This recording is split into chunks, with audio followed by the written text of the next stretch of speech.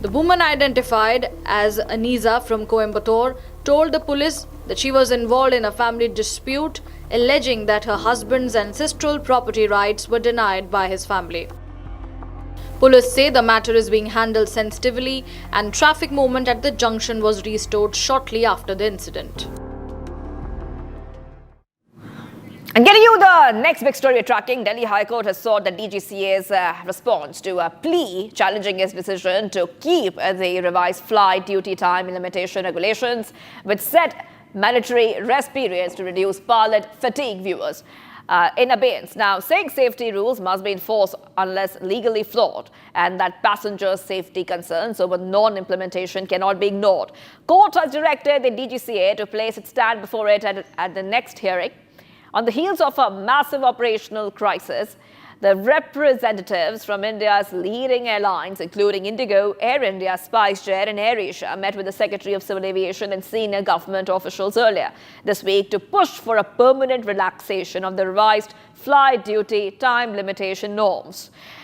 So this is one of the big stories that we are tracking here, viewers on Republic TV, and we're waiting for more updates to coming in because Delhi High Court is seeking the DGCA stand on keeping the FDTL rules in abeyance. So let's go ahead, viewers, to some of the other stories that we are tracking on Republic TV. All right, this is coming in as the Supreme Court puts the UGC norms on hold. So big updates coming in, viewers, on Republic TV. And we'll get you the latest coming in here as a fresh update has come in here. This is coming in as we see that this was a plea against the UGC equity regulations, and the Supreme Court is hearing, as we speak, it's hearing this. This is Supreme Court pausing implementation of new UGC rules. Big updates coming in, viewers. Supreme Court has commenced its hearing earlier on the public interest litigation over UGC's new regulations on caste discrimination, which it has argued are unfair towards general category students. And the top court had earlier agreed on the urgent listing of the plea. So the latest update coming in, CGI on UGC hearing, we cannot go further backward. They're saying prima facie language of regulation is weak. The CGI on UGC. So we're getting these updates coming in from the top court here. And as we keep getting our viewers more updates, let's tell you exactly what is happening right now. The Supreme Court is hearing on the UGC regulations, and it stayed UGC's new regulations, viewers. The plea was challenging UGC's new regulations was started in the Supreme Court bench led by the Chief Justice of India, Suryakant, and Justice Bakshi taking up the matter. And the hearing is continuing. We're getting you all these updates coming in. Let's go to Shravan, our Deputy Executive Editor. Shravan, getting us top updates from the court. Over to you, Shravan. Well, in fact, the Supreme Court was basically hearing the petitions that was filed challenging the UGC regulations. In fact, this was the petitioners have been represented by Advocate Vishnu Shankar Jain, and they've essentially questioned Section 3C of the rules, which they say is discriminatory in nature. In fact, Vishnu Shankar Jain, who's basically argued before the court, said that the definition of discrimination under the UGC regulations is essentially flawed. He's submitted that it runs contrary to the Constitution, which basically treats discrimination as applicable to all citizens, whereas the UGC rules, he said, addresses only specific categories. It is about the inclusion of the other backward classes as far as these rules are concerned, which there has been large-scale protests that have basically taken place on the ground, saying that this is discriminatory in nature and perhaps could also be in a manner that could be also misused against the upper castes. And the fact of the matter here is that several of the lawyers had basically issued an ultimatum.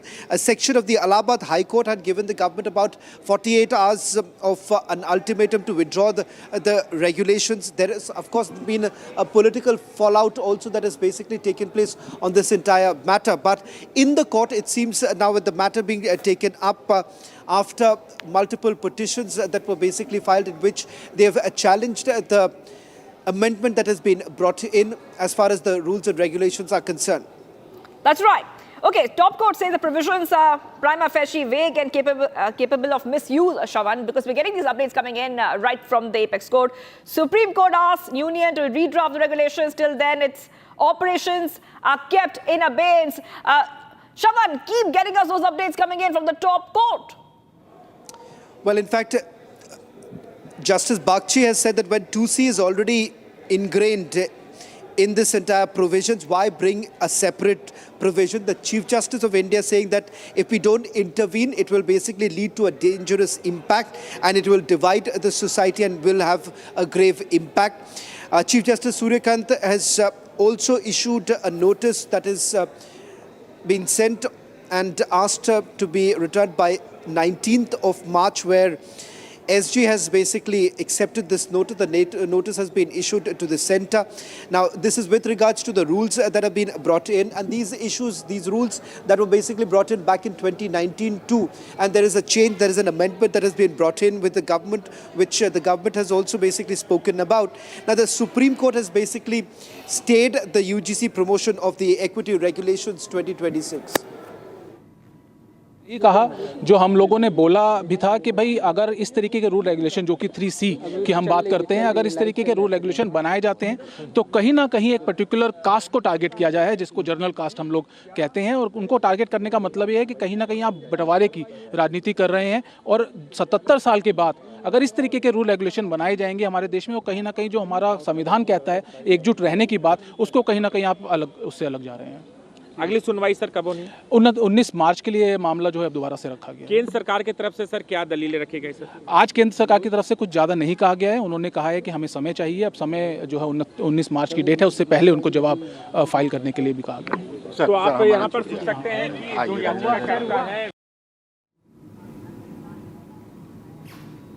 All right, getting these updates coming in, viewers, we'll try to get, of course, go ahead and get more on this story. This is a huge update we're getting for our viewers.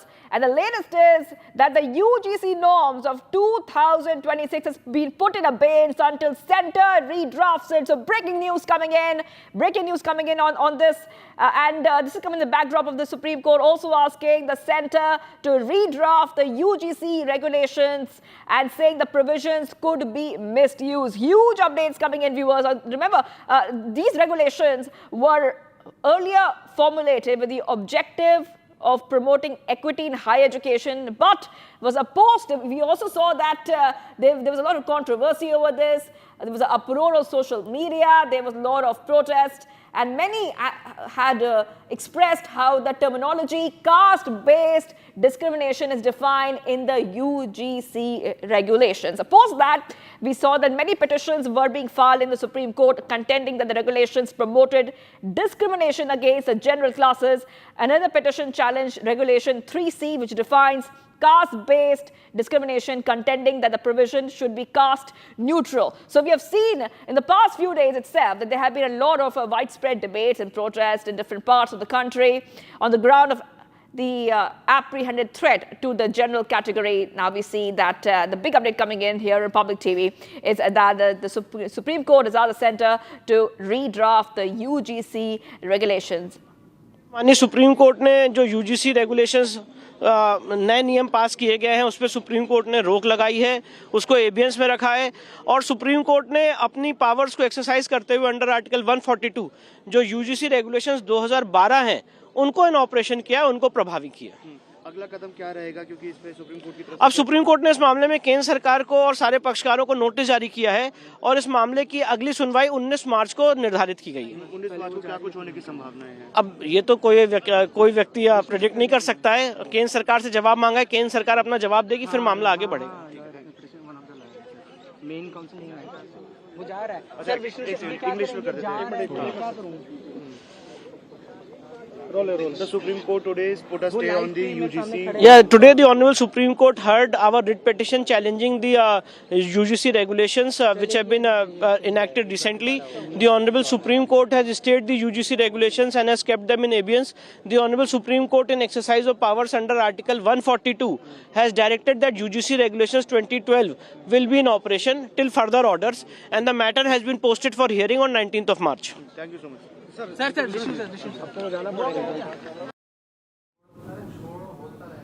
All right, let's go straight to my colleague. I'm joined by Sarthak, who's joining us live. Sarthak, take our viewers through what has been happening inside, because it's very, very clear that the CGI has made it very clear we cannot go further backward, coming in the backdrop of multiple protests and the controversy which had erupted, saying that these regulations were one-sided. Yes, Sarthak, go ahead.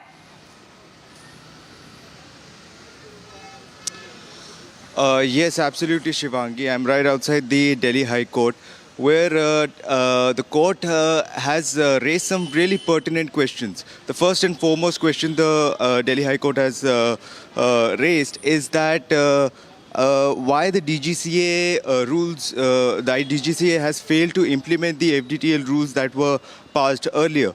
The fact that it has been put on pause, the fact that these rules were supposed to be implemented to monitor and keep a track of all the working hours of the pilot. It was concerning the pilot fatigue and the safety of the passengers. And the Delhi High Court has also pointed out that the safety rules must be followed. The safety rules have to be followed till the time they are not illegal. And to give a little background on the case, the DGCA had earlier notified the new pilot duty rules, but later it was kept on hold after the chaos that took place, especially with Indigo, and all the flights were cancelled, the flights were delayed, due to which it was kept on hold for a while up until, I believe, February 10.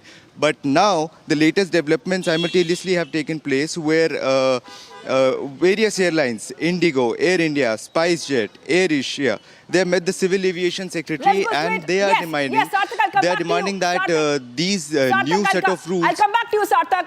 Sarthak, I'll come back to you. I want to go across to my colleagues. I think we have Shivam and Hina joining us live from our newsroom. Coming across to you, Shivam, we have the new date, and Hina, we have the new date for the next hearing. I think that's on March 19th, the next date for the hearing. Yes, go ahead. Yes, definitely, Hina. You have been tracking all the developments that were happening. Now, the petitions against the UGC equity regulations were filed by Mrityunjay Tiwari, Advocate Vinny Jindal, and also Rahul Dewan. They contended that the regulations promoted discrimination against the general classes, and it can be said that court held it abeyance.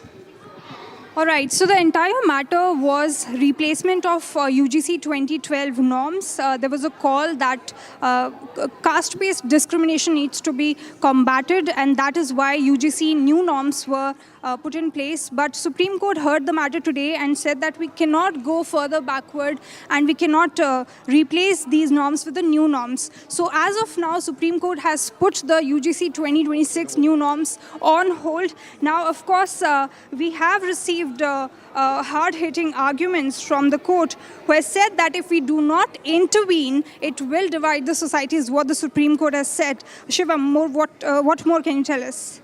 Definitely, let's head on to more arguments that were made in the courtroom. Now, the petitioners have clearly mentioned that all citizens may be Shivam and Hina, protected. hold on for a second there. Hold on for a second there. Swapnil Kothari is joining us, advocate. Thank you for joining us here, Mr. Kothari.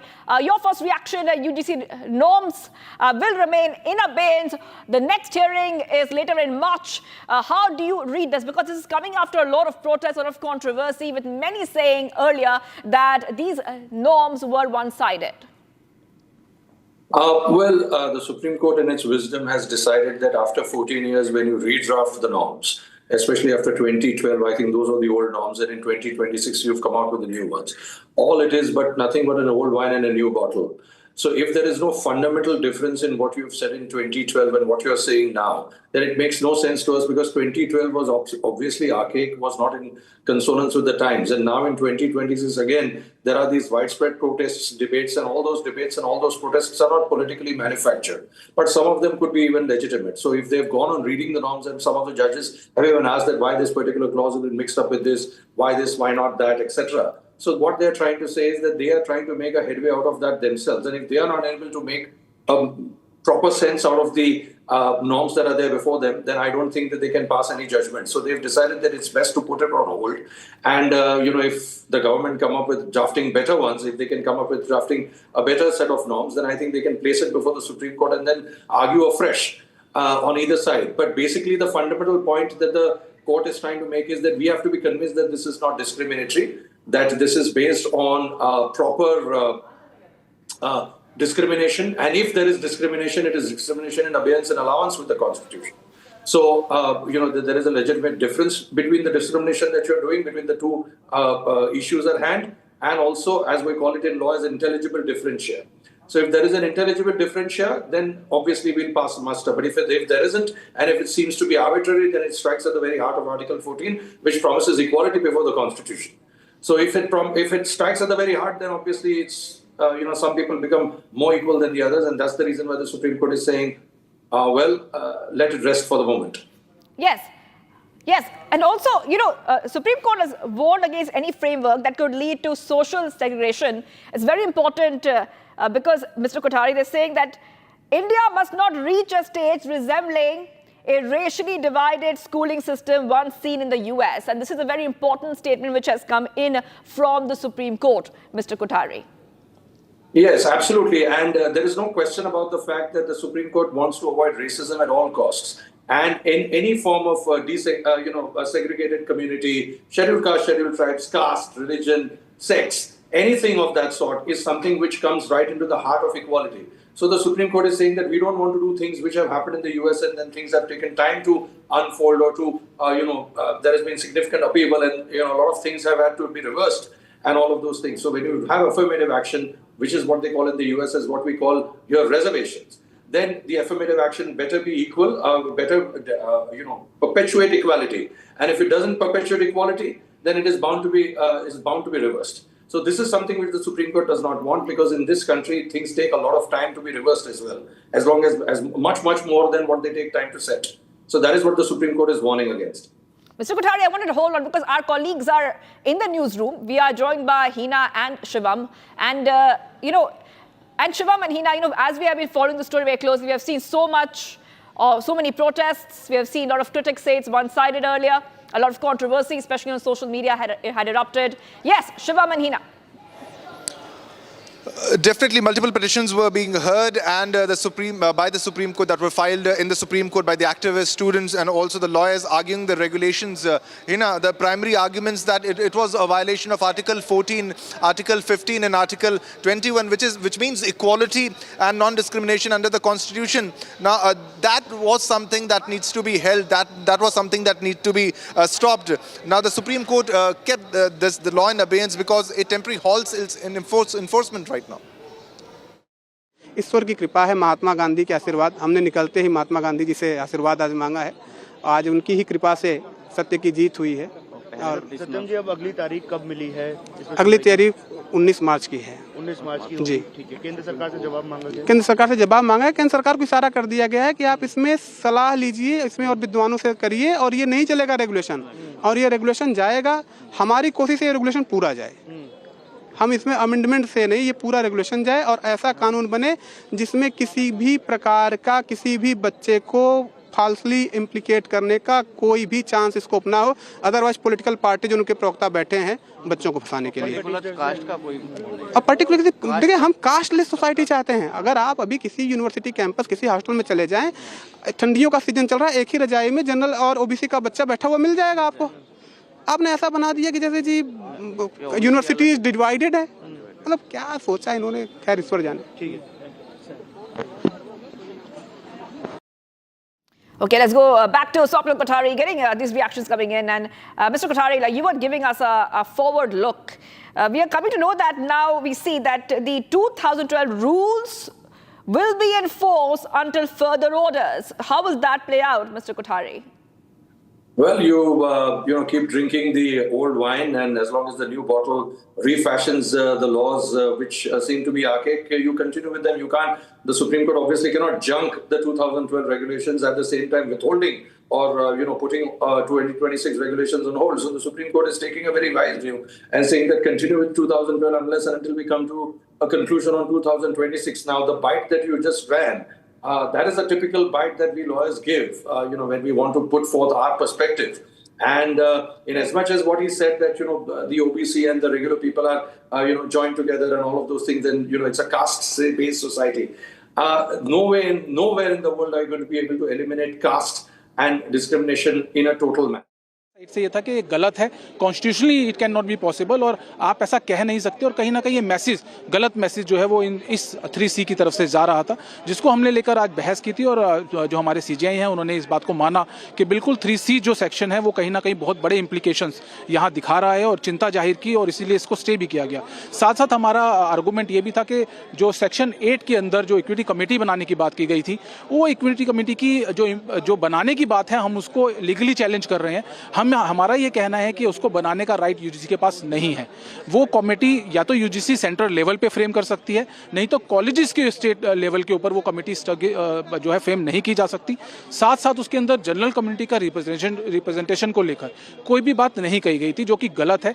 जब सब communities को आप representation दे रहे हैं तो कहीं ना कहीं वहाँ पे समानता के अधिकार के साथ आपको जनरल कम्युनिटी का भी रिप्रेजेंटेशन वहाँ होना चाहिए था। इसके साथ आर्गूमेंट एक और था कि जो शिकायत करने की जो प्रक्रिया है, उसमें अगर कोई शिकायत झूठी करता है तो उसके ऊपर क्या एक्शन होगा, या फिर कोई शिकायत बार बार करता है तो उसके ऊपर क्या एक्शन होगा। तो इस चीज़ को लेकर भी यहाँ आज बात की गई, और CGI ने इस बात को माना कि बहुत सारे फॉल्स हैं यहाँ पे जिनको भरने की जरूरत है, और इसी को लेकर एक सजेशन CGI की तरफ से आया। उन्होंने ये कहा है कि एक कमेटी यहाँ पे गठित की जाए, जिस कमेटी के अंदर जो लीगल एक्सपर्ट हों वो होने चाहिए, जो एकोमोडेशन हो वो होने चाहिए, जो सामाजिक कार्यकर्ता हैं जो इस सस्पेक्ट के बारे में नॉलेज रखते हैं वो होने चाहिए। उसको लेकर कमेटी बने और रूल रेगुलेशन को दोबारा से देखा जाए, और ऐसे रूल रेगुलेशन बनाए जाएं जो समाज के लिए, हमारी यूनिवर्सिटीज़ के लिए और बच्चों के लिए सही हो और समानता के अधिकार को मैनेज करते हैं। अब अगली सुनवाई किस तारीख को होगी सर? 19 मार्च के लिए सुनवाई रखी गई है। इससे पहले एक पिटीशन जो कि 2019 से चल रही है, जिस डायरेक्शन के बाद ये रूल्स बने थे, उस पिटीशन के साथ लगा दिया गया है इनको, और अब तीन आज रिट पिटीशन थी वो जो इनकी सुनवाई थी, और अब तीनों रिट पिटीशन जो है वो 19 मार्च को सुनवाई जाएगी। Sir, the Supreme Court put a stay on the UGC. Yes, today the CGI has appreciated our argument as we are talking about three particular aspects. Yes. So today the CGI has appreciated our argument, and we must say that it's a very big win for us, as we have talking about specifically three particular issues. One is section 3C, which is talking about caste discrimination, and in that particular section the general caste has been excluded, the other caste has been included. So this particular section has been sending a message kind that these three castes, SC, ST and OBC, has been discriminated by general caste. So this is our argument before the CGI, and CGI appreciated our argument and specifically stated that yes, it is, you are saying correct, and this kind of section, if it is there, definitely it will be a very harsh and very discriminatory for the general caste, general people, and this should be amended, this should be rectified. The other part is in respect of the equity committee, which is formed under section 18 of this particular new UGC sections. We are specifically talking about this. There are no representation,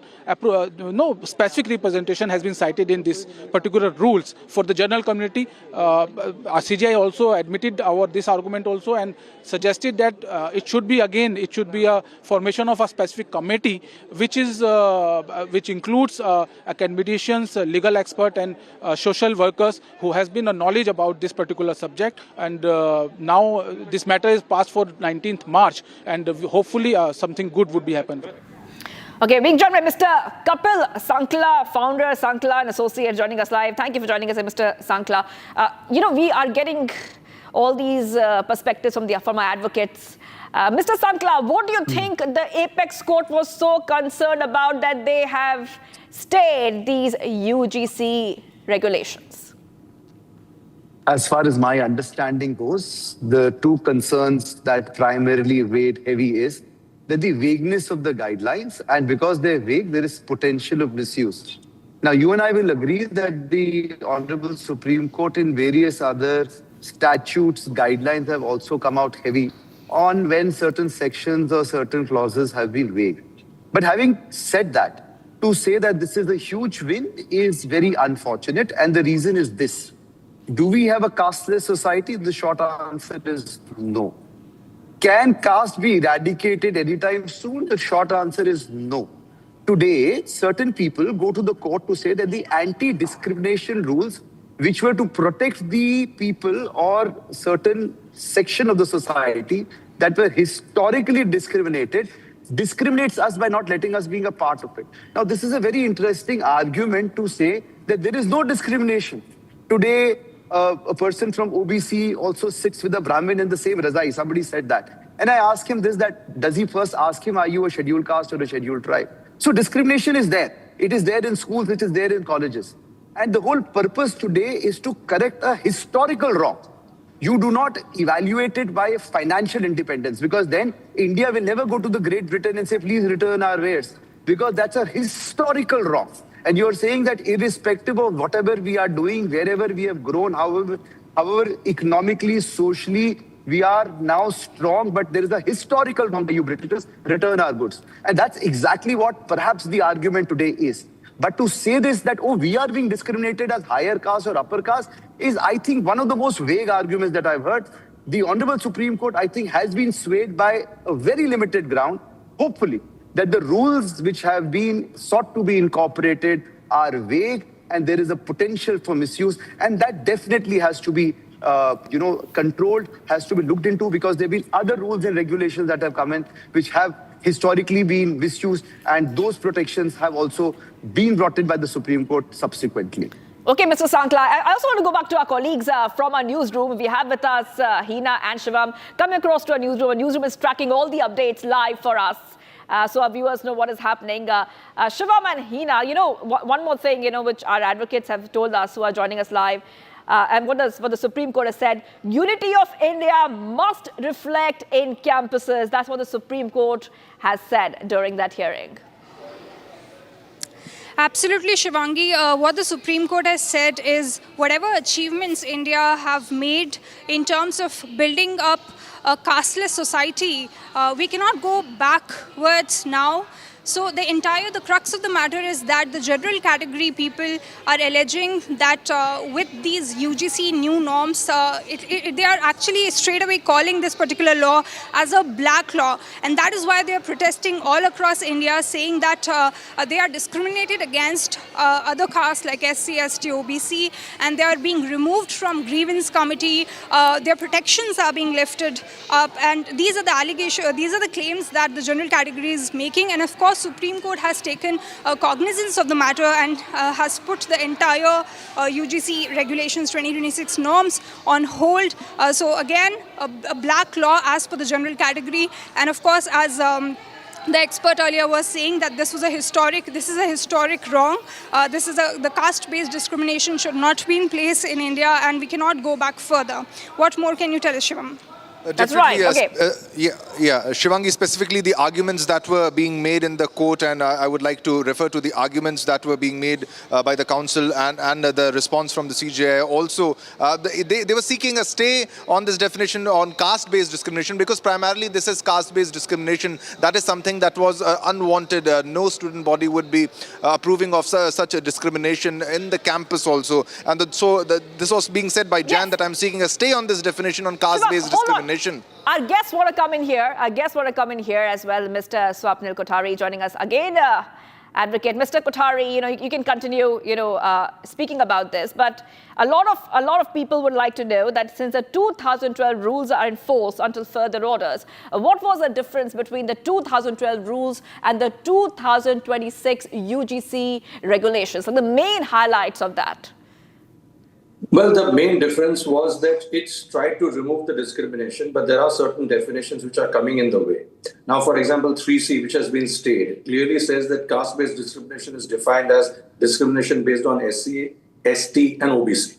So where is the general category? The general category is the one that discriminates against these three categories the most. So if you don't include that category as well, then obviously the definition is falling short, or you've removed the very specific people who are more privileged from the area. So that is something, that's the reason why it flies in the face of Article 14, it's not equal.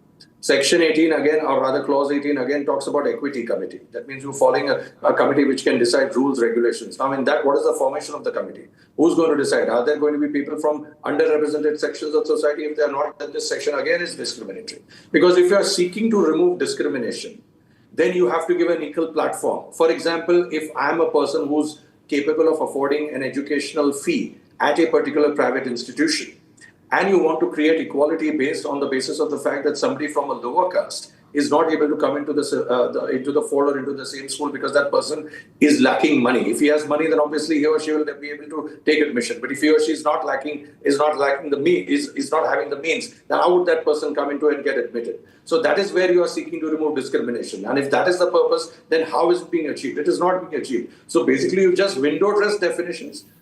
You've come out with it, but it's not actually achieving the objective. And for the moment, we as the Supreme Court are going with all the arguments that have been made by the people who are challenging these regulations. So let's put it on hold and let's continue with the old one. Yes. Mr. Sankla, I want you back with us as well. Mr. Sankla, the court emphasized that victims must not be left without a remedy. How do you think this is going to work in terms of the ongoing grievances which need to be handled? Well, to answer this, I will go further to what Mr. Kothari was saying, an eminent lawyer. And I will perhaps not agree with him completely, with respect on the aspect of whether caste is birth created or whether it's created by your financial condition.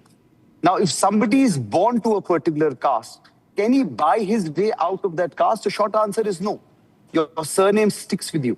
So therefore, I think we need to now segregate between, discrimination that takes place because of your birth, that's your surname, your caste or your jati, and discrimination based on your financial condition. Because the discrimination based on your financial condition could also be where you're born, South Delhi, North Delhi, Lutyens Delhi, and all of that. And the second aspect of it. Now, if you're talking about discrimination to say that an upper caste gentleman says that I am being discriminated against, how are we? Are we going to call somebody Panditji and belittle him? Oh, obviously not. But if you're going to call somebody by a lower caste, we're of course discriminating against him, irrespective of whatever his standing in the society today is. And there have been judges and there have been IAS officers who've come on media and spoken about this. So we need to be cognizant of this fact, that if your caste, which is your birth, defines you, then your financial condition can never buy your way out of that situation. That is one. And secondly, for an upper caste to today come and say, oh, we are being discriminated against because we want to be a part of this society, consider this, that in a women harassment committee, can men and the same people who are harassing women say that, oh, we want to be a part of this because these complaints would be against us and we need a right to be heard to say that, oh, the woman was wearing something like this, not our fault, or something as vague as that? Obviously not. So what is good for the goose is good for the gander. You have to look at the larger interest. Women have been ostracized for centuries, not because of their financial condition, but because of their birth and their gender.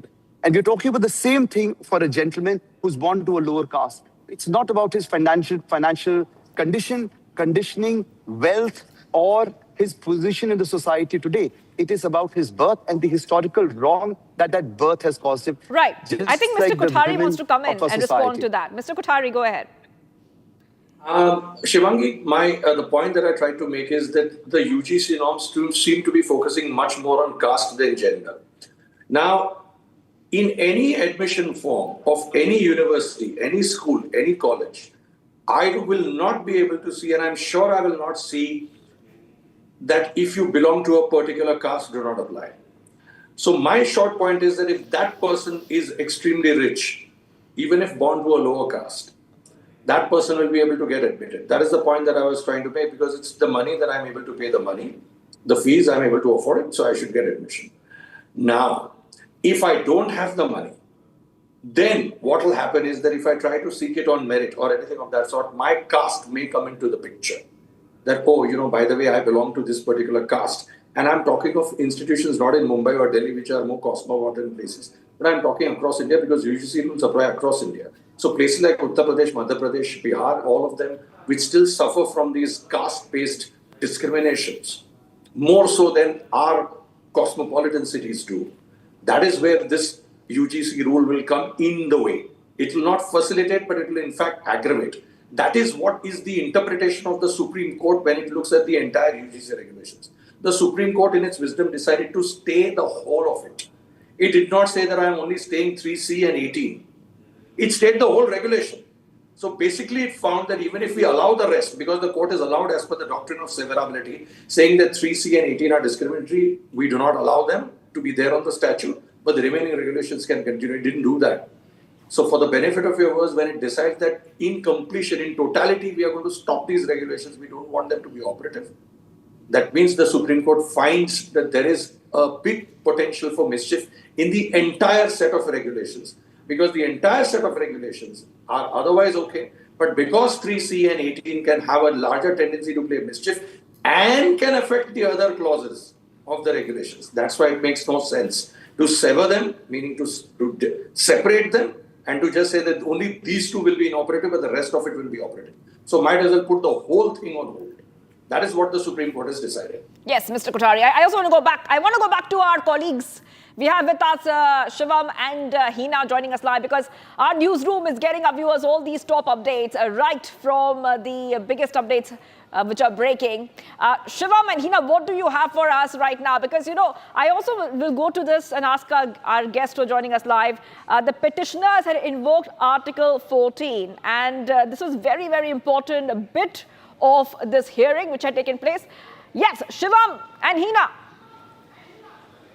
Absolutely, Shivangi. The court in its order has said that the language of the order, entire order is very vague, is what the Supreme Court has said. Now, the bench includes Chief Justice of India Suryakant and Zoimala Bagchi, and they heard the matter on Thursday, that's today. What they have said that union needs to redraft the norms, and then only Supreme Court will have a look at it. We have more information, Shivam. No, but we also need to know more about the controversy, how the controversy erupted, and why the norms were not liked by the student, especially what did it include, especially the UGC, that is Promotion of Equity in Higher Education Institutions Regulation 2026. Now let me run you through all what was the provisions and architecture of it. Now it was asking for an equal opportunity center, which means a dedicated campus unit should be there to support the disadvantaged groups there and handle discrimination complaints. Now this only pertain to the SC, ST and OBC students, and there was no mention of the general category students there. Now also there was to be included the equity committees, which were mandatory bodies that had to be chaired by the head of the institution, that is the vice chancellor or principal, to inquire into the grievances. Now a diverse representation was also there. As per that committee must include representatives from SCs, STs, OBCs, women and persons with disabilities, but categorically there was no mention of the general class or the general category. Also there was the rule that a 24/7 support system must be in place, that is an online complaint portal, and a 24-hour equity helpline should also be in place there. Now there were strict procedural timelines also that made it very hard for the general category students also, which means the equity committee must meet within 24 hours of receiving a complaint, and detailed investigation must be completed within 15 days, and action must be taken within 7 days. So there was pressure on taking action, and it seems to be one-sided, and that's why the court held it in abeyance. Now the complainants had an option to appeal to the UGC. A complainant had an option to refer also. Now these were very strict. Now coming back to the controversy, that is the main reason here. It was defining the caste-based discrimination exclusively as acts against SC, OBC or ST, OBC members specifically. Now critics and petitioners argue that it denied any protection to the general category students, and they would be facing bias on this. Also, this was the primary reason, Hina. Right. Exactly. Hina and Shivam, I'm really sorry. I really have to interrupt you because our newsroom is working very hard getting us all those updates, and I will come back to our colleagues. I'll also come back to our guest, Mr. Sankla here. I have to take a very short break right now, but we will continue our coverage as Supreme Court had stayed the new UGC regulations. Huge update coming from the Apex Court, Republic TV, on top of every breaking news. Stay tuned.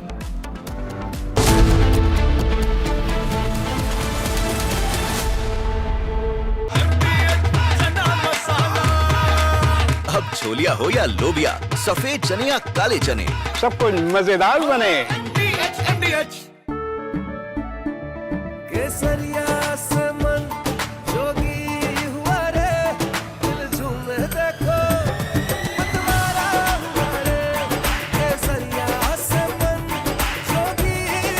Simple बनाओ केसरी त्योहार। विमल, बोलो जुबान केसरी। Our pure सूजी pasta उबालो मिलाओ और खाओ 8 minute में तैयार। क्या टेस्ट है सबका राजा R pure masala. In a major escalation between the White House and Wall Street, President Donald Trump has filed a massive lawsuit against one of the world's most powerful financial institutions.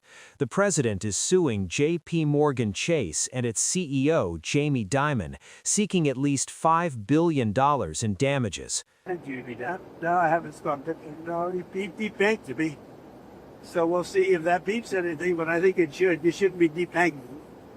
Get debanked if you don't have money or if you're bald or you have this great company, and all of a sudden I was told, no, you can't do that. It's so wrong.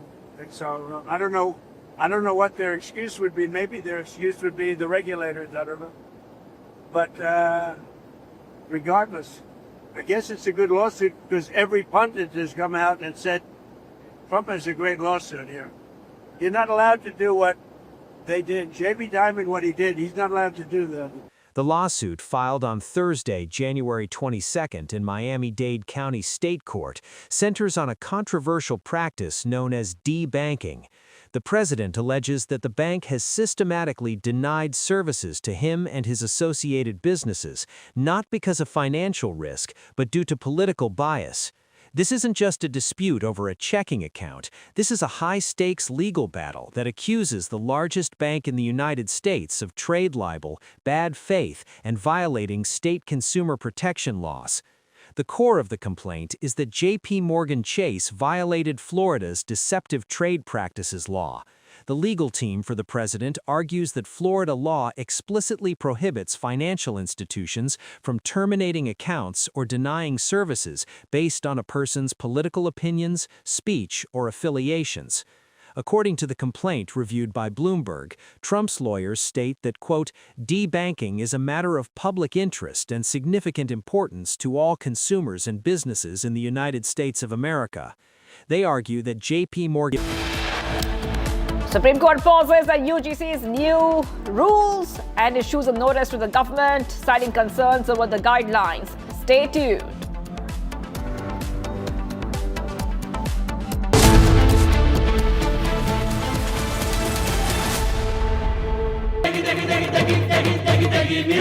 MDH की देगी मिर्च का तड़का अंग अंग फड़का MDH की देगी मिर्च थोड़े में ज्यादा स्वाद यही तो है इसकी खास बात। वाओ मामा क्या स्वाद है। अरे मेरी राजा सबका राजा और प्योर मसाला।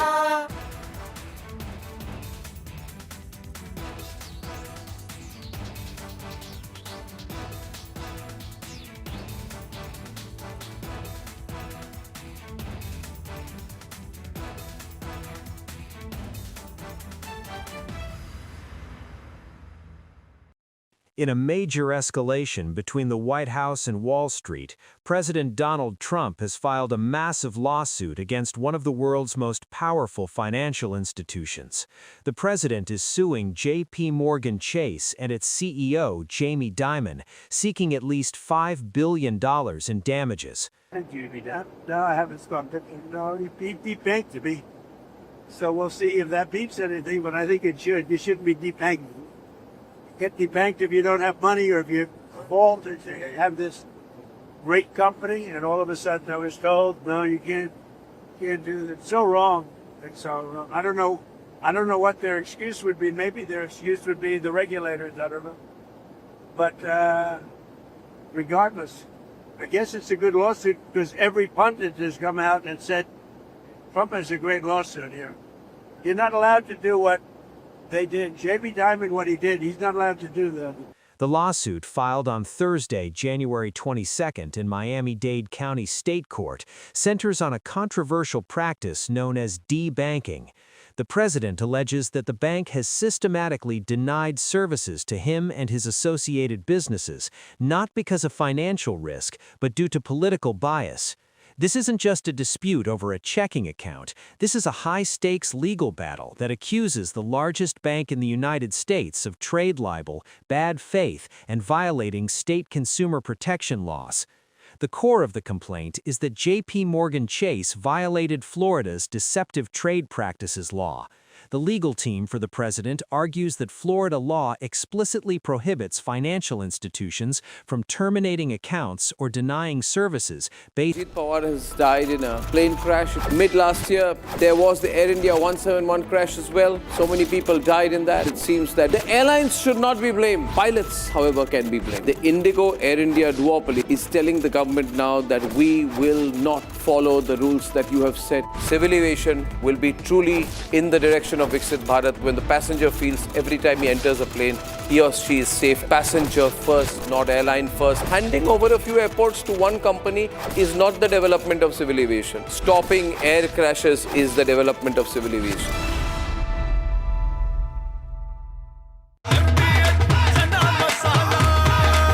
अब छोलिया हो या लोबिया, सफेद चने या काले चने, सब कुछ मजेदार बने। Amity University has been ranked India's #1 university for business and economics and the #1 private university for computer science by Times Higher Education Subject Rankings 2026, a testimony to Amity's globally benchmarked standards in education. Pure सूजी pasta उबालो मिलाओ और खाओ 8 minute में तैयार क्या test है सबका राजा R masala. In a major escalation between the White House and Wall Street, President Donald Trump has filed a massive lawsuit against one of the world's most powerful financial institutions. The president is suing J.P. Morgan Chase and its CEO, Jamie Dimon, seeking at least $5 billion in damages. No, I haven't stopped it. No, he debanked to me. So we'll see if that beats anything, but I think it should. You shouldn't be debanked. Get debanked if you don't have money or if you fall to have this great company, and all of a sudden I was told, no, you can't do that. It's so wrong. It's so wrong. I don't know what their excuse would be. Maybe their excuse would be the regulators. I don't know. But regardless, I guess it's a good lawsuit because every pundit has come out and said Trump has a great lawsuit here. You're not allowed to do what they did. Jamie Dimon, what he did, he's not allowed to do that. The lawsuit, filed on Thursday, January 22nd in Miami-Dade County State Court, centers on a controversial practice known as debanking. The president alleges that the bank has systematically denied services to him and his associated businesses, not because of financial risk, but due to political bias. This isn't just a dispute over a checking account. This is a high-stakes legal battle that accuses the largest bank in the United States of trade libel, bad faith, and violating state consumer protection laws. The core of the complaint is that J.P. Morgan Chase violated Florida's deceptive trade practices law.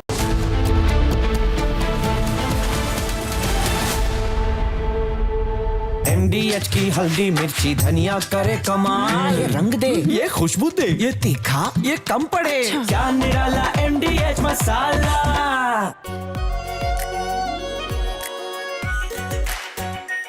Are pure shahi paneer masala, delicious, healthy, everyday.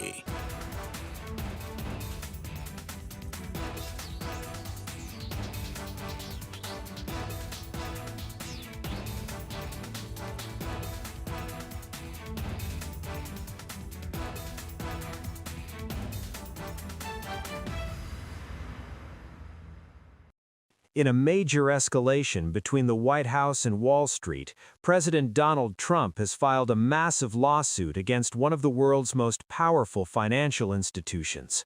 The president is suing J.P. Morgan Chase and its CEO, Jamie Dimon, seeking at least $5 billion in damages. No, I haven't stopped it. No, he debanked to me.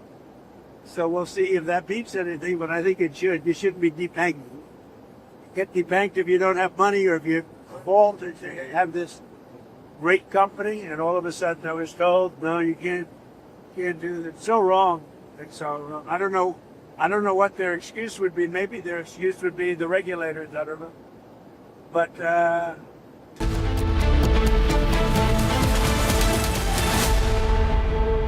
थोड़े में ज्यादा स्वाद, यही तो है इसकी खास बात. वाओ मम्मा, क्या स्वाद है. है? अरे मेरे राजा, सबका राजा आरती और मसाला। केसरिया से मन जोगी हुआ रे, दिल झूमे देखो मतवारा हुआ रे। केसरिया से मन जोगी हुआ। हर पल मनाओ केसरी त्योहार। विमल, बोलो जुबान केसरी। आधे बाउल दही में 4 चम्मच MDH चटनी पुदीना मसाला डाला, स्टर करो, पुदीना चटनी तैयार। MDH चटनी पुदीना मसाला। In a major escalation between the White House and Wall Street, President Donald Trump has filed a massive lawsuit against one of the world's most powerful financial institutions. The president is suing J.P. Morgan Chase and its CEO, Jamie Dimon, seeking at least $5 billion in damages. No, I haven't stopped it. No, he debanked me. So we'll see if that beeps anything, but I think it should. You shouldn't be debanking. Get debanked if you don't have money or if you're bald and you have this great company, and all of a sudden I was told, no, you can't do that. It's so wrong. It's so wrong. I don't know what their excuse would be. Maybe their excuse would be the regulators. I don't know. But regardless, I guess it's a good lawsuit because every pundit has come out and said Trump has a great lawsuit here. You're not allowed to do what they did. Jamie Dimon, what he did, he's not allowed to do that. The lawsuit, filed on Thursday, January 22nd in Miami-Dade County State Court, centers on a controversial practice known as debanking. The president alleges that the bank has systematically denied services to him and his associated businesses, not because of financial risk, but due to political bias. This isn't just a dispute over a checking account. This is a high-stakes legal battle that accuses the largest bank in the United States of trade libel, bad faith, and violating state consumer protection laws. The core of the complaint is that J.P. Morgan Chase violated Florida's deceptive trade practices law. The legal team for the president argues that Florida law explicitly prohibits financial institutions from terminating accounts or denying services based on a person's political opinions, speech, or affiliations. According to the complaint reviewed by Bloomberg, Trump's lawyers state that, quote, debanking is a matter of public interest and significant. Ajit Pawar has died in a plane crash. Mid last year, there was the Air India 171 crash as well. So many people died in that. It seems that the airlines should not be blamed. Pilots, however, can be blamed. The Indigo Air India duopoly is telling the government now that we will not follow the rules that you have set. Civil aviation will be truly in the direction of Viksit Bharat when the passenger feels every time he enters a plane, he or she is safe. Passenger first, not airline first. Handing over a few airports to one company is not the development of civil aviation. Stopping air crashes is the development of civil aviation.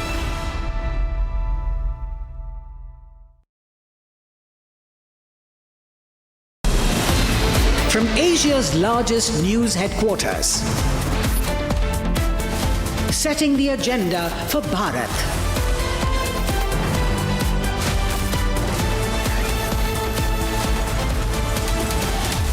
You're watching Republic.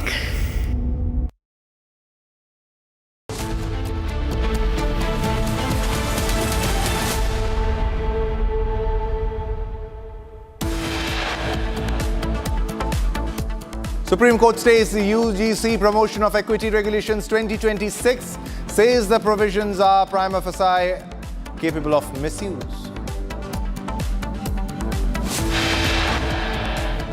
As airlines continue to blackmail government, maintains silence on relaxation of FDTL norms.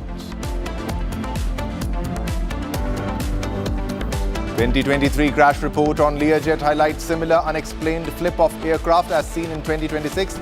No final report given. Is there a cover-up?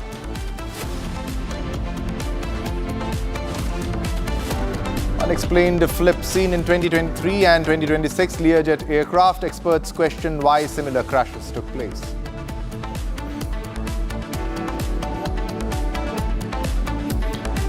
Sanjay Kapoor legacy battle in court. Delhi High Court issues summons to Priya Sachdev in plea filed by Rani Kapoor. कई देशों के साथ हुआ ये समझौता हमारे देश के मछुआरे, हमारे देश के किसान हमारे देश के युवान सर्विस सेक्टर में जो लोग विश्व में अलग अलग जगह पे जाने के उत्सुक हैं, उनके लिए बहुत बड़े अवसर लेकर के आ रहा है। Prime Minister Narendra Modi lauds India-EU FTA, says deal to script next chapter of India's growth story. India growth story unstoppable, no impact of Trump's tariffs. Economic survey hints India's GDP at 7.4% for 2026.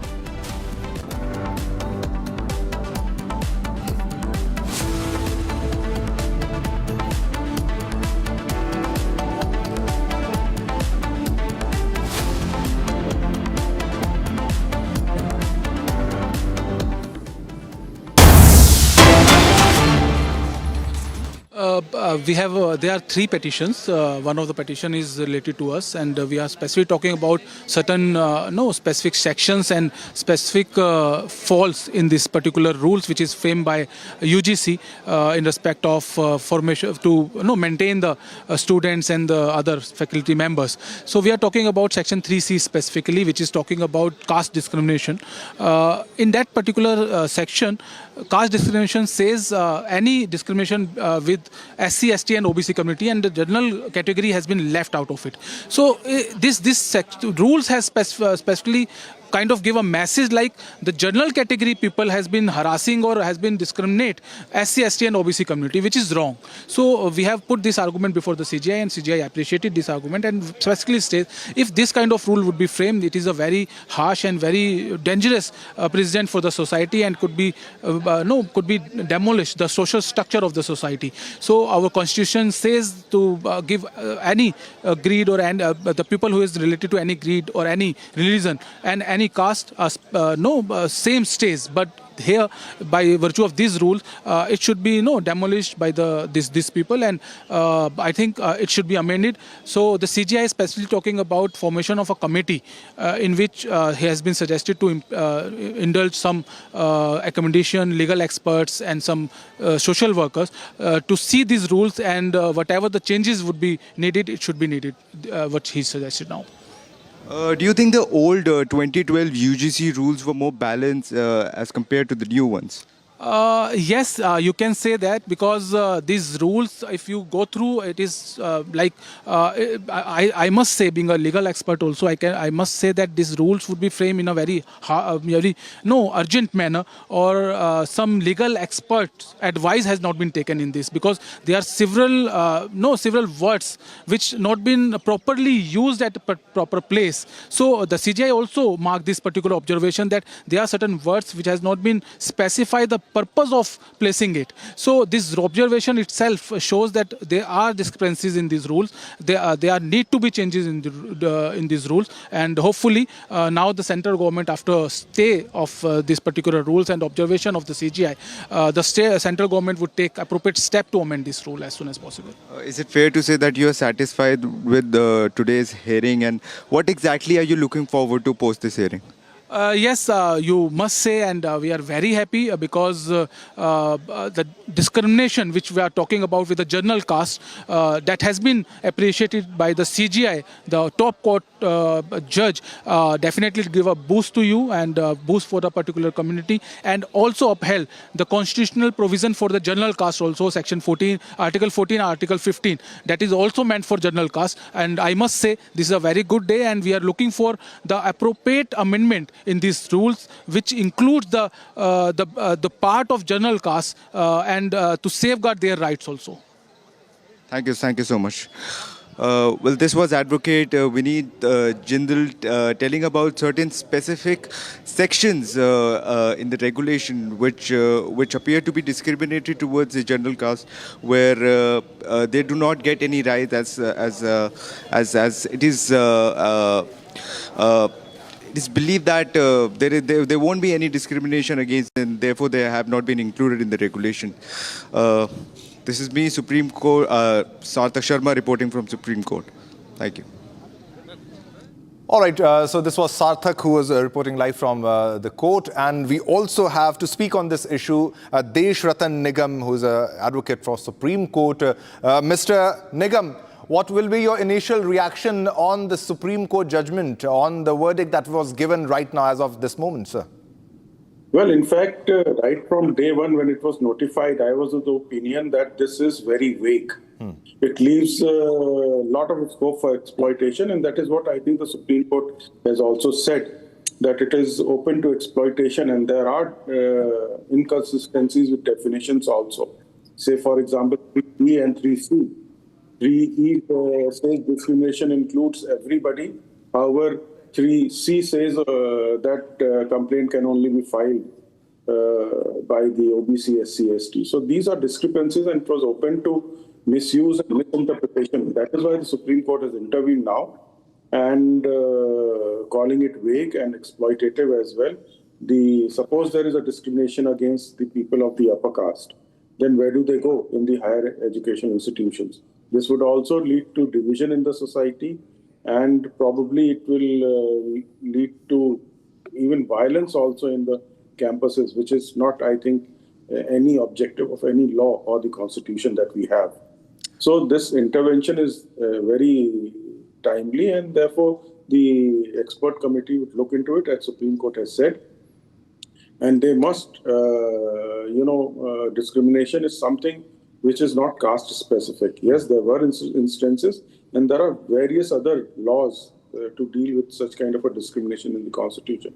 You have writ petition to deal with it if it is happening. People can approach the courts directly. Whether this was required or not required is something that has to be debated. But certainly putting it in abeyance and staying these equity guidelines, I think is a welcome step. I think everybody should welcome it, because even people from the SC, ST and OBC community would not like it to be misused and exploited. And there will certainly be in campuses. See, as a former president of a students' union in a college, I myself have seen various things taking place in Delhi University. So it cuts across all castes. Discrimination has been there. It has to be dealt with, but it has to be equitable. They call it equity, but it was not equitable. Because, definitely, it did not include the general category students, and that's the reason it was said that it could have been misused. I also have Sarthak with me, joining live from the court. Sarthak, what are the initial reactions that you're getting from the lawyers and also from the students who are protesting against the new UGC norms 2026?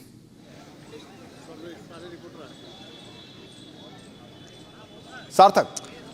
Yes, there are protests. Well, yes, there are protests going on across the country regarding the new UGC regulations. In today's hearing, the Supreme Court has stated some harsh words regarding these UGC regulations. They have called it vague. They have called it unclear. Judges have observed that such rules are also capable of misuse. The court has said that it can create confusion and unrest in campuses. It can be misused by certain section against people who do not find any relief in these new regulations. The Supreme Court for now has stayed the UGC regulations. What that means that the previous 2012 UGC regulation will continue. And a notice has also been issued to UGC and the central government to reply to this, and the matter will be heard on March 19. The court has pressed a pause on the new rules. These are the certain pointers that we are getting live about today's hearing. The universities will follow the old rules, which means the new rules have been put on hold. This affects, and then this comes at a point where there is already an unrest among different castes, and to discriminate and to presume that one community or one caste, especially the general category, will not be discriminated against. Sarthak, the Supreme Court has observed thanks that. for the update on the story. We'll keep coming back to you after we have more updates on the story. Thanks a lot. All right, now we have a big breaking news that we are getting right now at this moment. It's a big breaking news. SIT serves notice to Telangana former Chief Minister KCR for interrogation in phone tapping case. Big development here. The SIT team has asked KCR to make himself available tomorrow for the interrogation. Now, after Harish Rao and KTR, a notice has been served to the BRS chief also. Now, the SIT served the notice to KCR personally at his residence in Erravali. This is the latest that we are getting. SIT serves a notice to Telangana former Chief Minister, that is KCR, for interrogation in the phone tapping case. The SIT team has asked KCR to make himself available tomorrow for the interrogation. All right, we have Aishwarya with us for more updates on this developing story. Aishwarya, what are the latest details that you are fetching? SIT has served a notice to Telangana former Chief Minister KCR for interrogation in the phone tapping case. What details, Aishwarya? Absolutely, the phone tapping case has been going on since a while, and the SIT team has thoroughly escalated the probe with serving SIT notice to the former Chief Minister of Telangana, that is KCR himself. Today, the SIT team personally went to the residence of KCR here in Hyderabad, in Nandinagar, and they have served the notice to his PA, is what we are learning. And what they have made him, they have told and informed the former Chief Minister that he can make himself available at whatever time and residence that he can. Residents according to his comfort, because according to them, according to his age, taking into consideration his age as well as his health condition, the SIT team has said that he can he can choose the place as well as the time of interrogation according to his convenience, and KCR should revert back to them with the place and the time. Mostly it would be after 3 o'clock is what the sources are telling me, and the residents, and the interrogation will also happen at KCR's residence here in Hyderabad only tomorrow. That is what we are learning right now, but the KCR has to confirm, the BRS party as well as the KCR officially have to confirm the place of residence of interrogation as well as the time for now. But tomorrow, the SIT will interrogate the former Chief Minister KCR in the phone tapping case. This came after Harish Rao as well as KTR, who are senior most BRS leaders, were also called in for interrogation and were interrogated for more than 7 hours.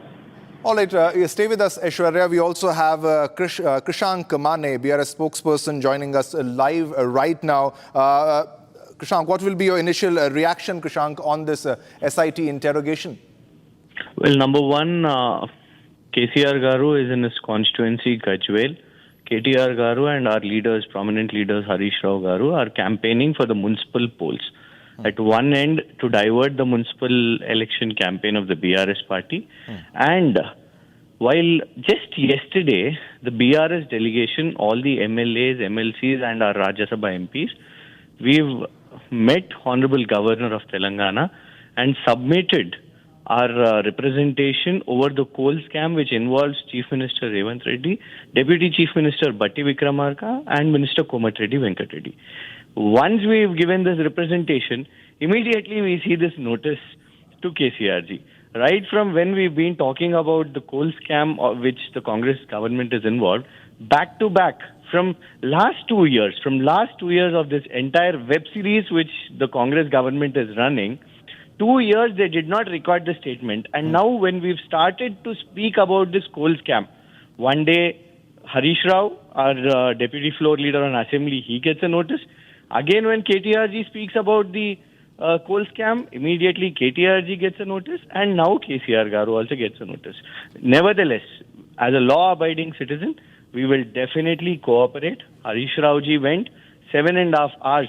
He has asked repetitive questions, nothing related at all to the phone tapping case.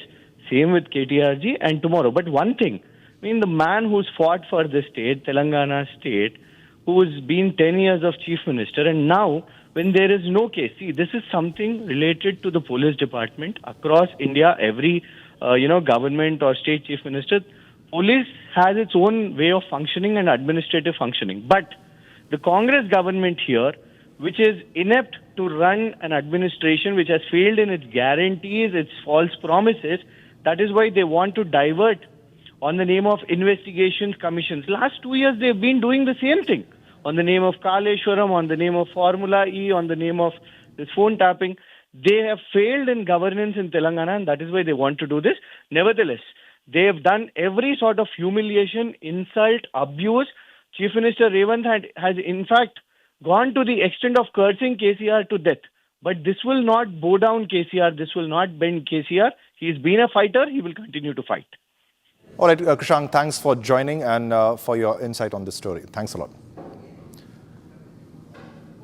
All right, viewers, we are heading towards another big story that we are fetching right now at this moment. Now, India is set to retain its position as the growing economy, set to be the growing economy, fastest growing major economy in the world. And with the economic survey estimating GDP growth of 7.4% for 2026 and projecting growth of 6.8 to 7.2% in financial year 27, driven by ongoing economic reforms, tax relief measures, and diversification in manufacturing that are boosting investment and output. So this is India is set to retain its position as the world's fastest growing major economy. India is already the fastest growing major economy, and it is set to retain its position with the economic survey that has come out, and the estimates are that the GDP growth will be of 7.4% for 2026 and the projecting growth of 6.8 to 7.2% in financial year 27. Now, this will be driven by ongoing economic reforms, also the tax reliefs, the measures that have been implemented by the government, and also the diversification in manufacturing that are boosting investment and output. Now, ladies and gentlemen, the Indian economy is set to move on at a very fast pace because we have made a lot of free trade agreements, one primarily being the India-EU trade agreement, the FTA, which was also mentioned by Prime Minister Narendra Modi before the session. A big development here. Now, the economic survey estimates have been released, and it shows that the GDP growth is set to be of 7.4% in 2026 and projecting growth of 6.8 to 7.2% in financial year 27.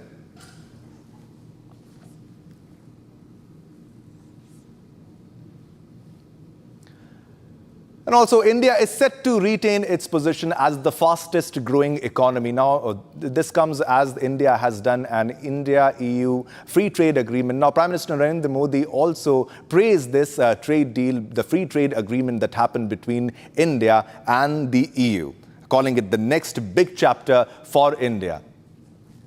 So this was the free trade agreement that happened between India and EU. Let's listen in to what he said. इस quarter के प्रारंभ में ही भारत और European union का free trade agreement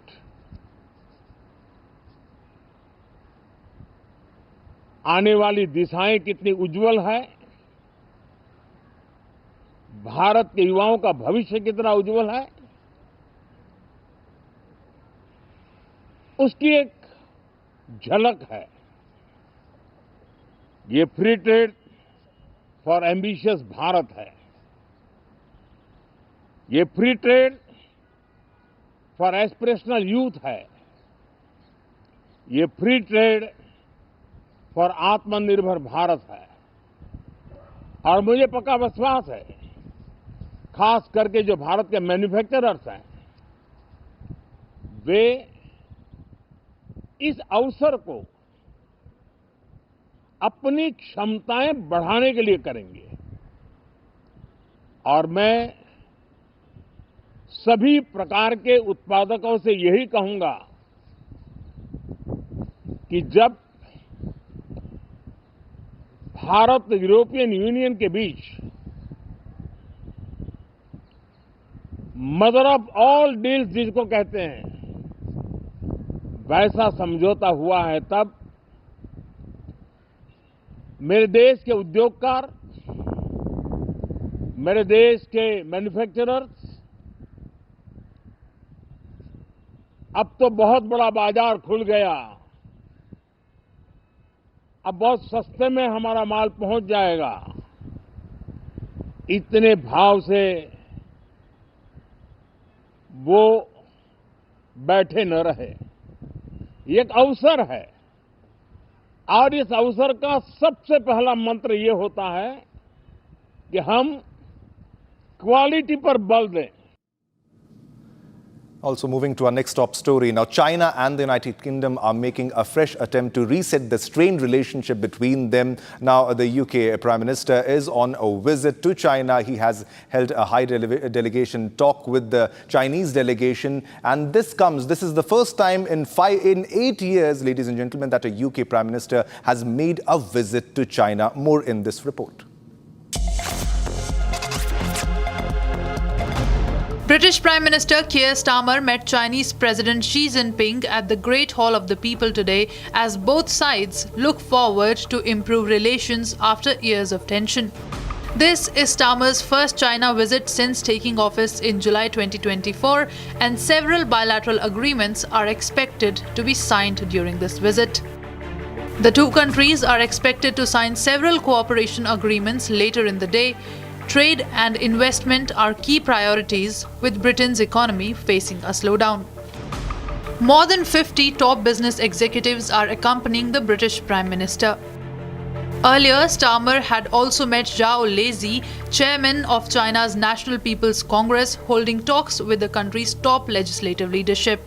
Starmer is the fourth leader of a US ally to visit Beijing this month, following visits by leaders from South Korea, Canada, and Finland. Germany's Chancellor is also expected to travel to China next month. All right, viewers, it's time to slip into a short commercial break, but don't go anywhere. Coming up next will be the detailed report on the big aviation cover-up. The 2023 crash report on Learjet highlights similar unexplained flip of aircraft as seen in 2026. No final report given. Is there a cover-up? And major story.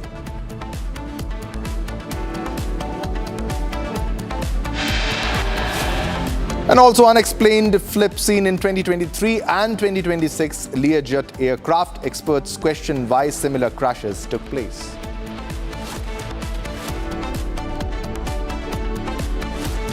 थोड़े में ज्यादा स्वाद ये हित तो है इसकी खास बात. वाओ मामा क्या स्वाद है. अरे मेरे राजा मसाला.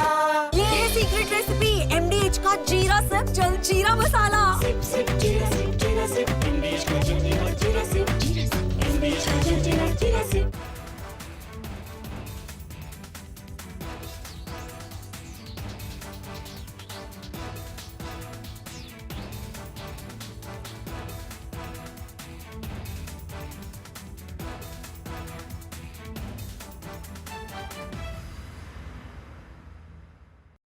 In a major escalation between the White House and Wall Street, President Donald Trump has filed a massive lawsuit against one of the world's most powerful financial institutions. The president is suing J.P. Morgan Chase and its CEO, Jamie Dimon, seeking at least $5 billion in damages. No, I haven't got it. No, it debanked to me. So we'll see if that beats anything, but I think it should. You shouldn't be debanked. Get debanked if you don't have money or if you fall to have this great company, and all of a sudden I was told, no, you can't do that. It's so wrong. It's so wrong. I don't know what their excuse would be. Maybe their excuse would be the regulators. I don't know. But regardless, I guess it's a good lawsuit because every pundit has come out and said Trump has a great lawsuit here. You're not allowed to do what they did. Jamie Dimon, what he did, he's not allowed to do that. The lawsuit, filed on Thursday, January 22nd in Miami-Dade County State Court, centers on a controversial practice known as debanking. The president alleges that the bank has systematically denied services to him and his associated businesses, not because of financial risk, but due to political bias. This isn't just a dispute over a checking account. This is a high-stakes legal battle that accuses the largest bank in the United States of trade libel, bad faith, and violating state consumer protection laws. The core of the complaint is that J.P. Morgan Chase violated Florida's deceptive trade practices law. The legal team for the president argues that Florida law explicitly prohibits financial institutions from terminating accounts or denying services based on a person's political opinions, speech, or affiliations. According to the complaint reviewed by Bloomberg, Trump's lawyers state that, quote, debanking is a matter of public interest and significant importance to all consumers and businesses in the United States of America. They argue that J.P. Morgan Chase, given its history and size, is a central actor in what they call a troubling saga. This lawsuit frames this not just as a personal grievance, but as part of a broad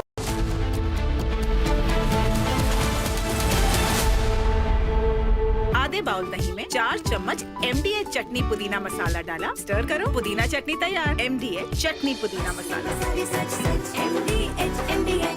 Amity University has been ranked India's #1 university for business and economics and the #1 private university for computer science by Times Higher Education Subject Rankings 2026, a testimony to Amity's globally benchmarked standards in education.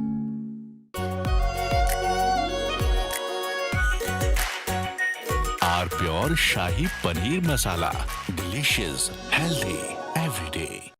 In a major escalation between the White House and Wall Street, President Donald Trump has filed a massive lawsuit against one of the world's most powerful financial institutions.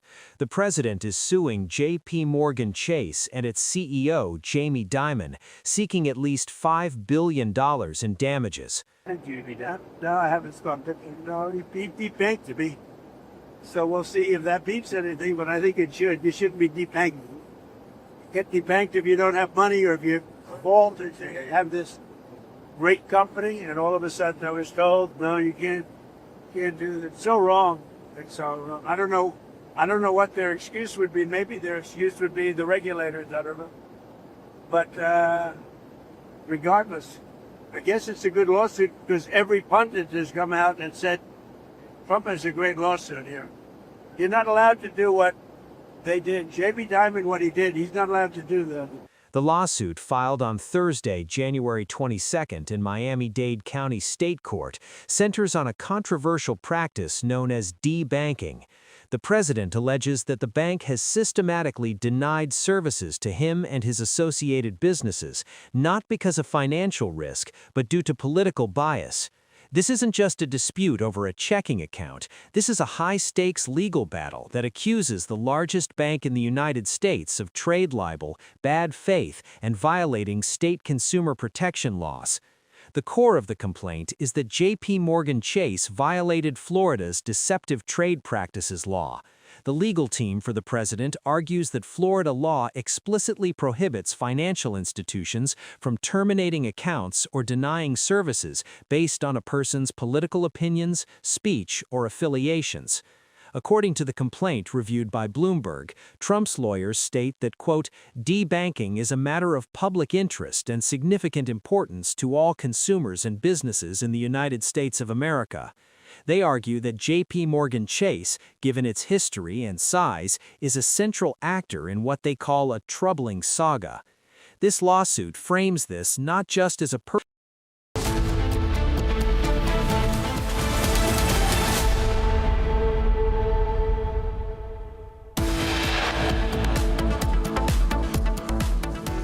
Supreme Court stays UGC promotion of equity regulations 2026, says the provisions are prima facie capable of misuse.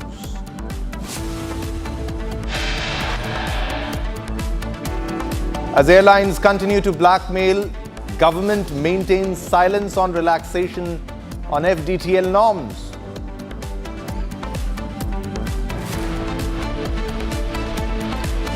"2023 crash report on Learjet highlights similar unexplained flip of aircraft as seen in 2026. No final report given. Is there a cover-up?"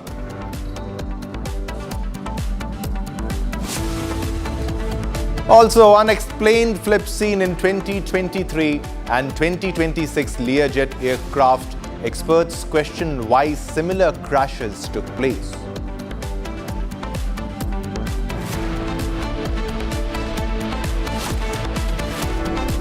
Sanjay Kapoor legacy battle in court. Delhi High Court issues summons to Priya Sachdev in plea filed by Rani Kapoor.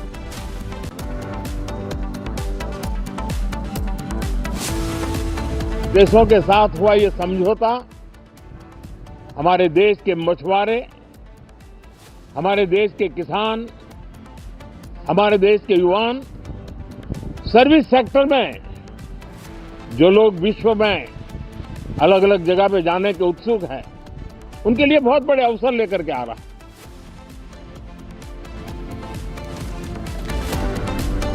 Prime Minister Narendra Modi lauds India-EU FTA, says deal to script next chapter of India's growth story.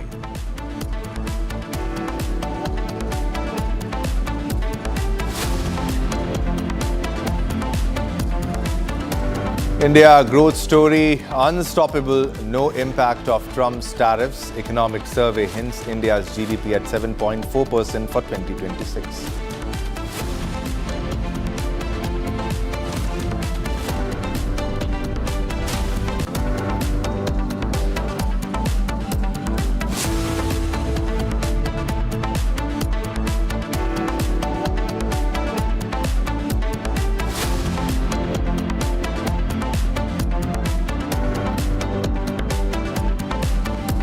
All right, viewers, let's begin with the first top story. Now, the Supreme Court of India has heard multiple petitions challenging the University Grants Commission UGC newly notified promotion of equity in higher education institutions regulations 2026. Now, these rules aimed to prevent caste discrimination in colleges and universities by mandating equity committees, grievance mechanisms and measures focused primarily on protecting members of a scheduled caste, SC, scheduled tribes, ST and other backward classes, OBCs. And the petitioners argued that the regulation's narrow definition of caste-based discrimination excludes general category students from similar protections and redressal, making them discriminatory, vague and prone to misuse. Also, and violative of constitutional equality principles. Now, in response, the court has stayed the implementation of the 2026 regulations, keeping the earlier 2012 rules in force as of now. Now issued notices to the centre and the UGC and scheduled further hearing also for March 19. So this is the latest update that we are getting on the 2026 UGC norms, and the court has held this in abeyance, has kept it in hold.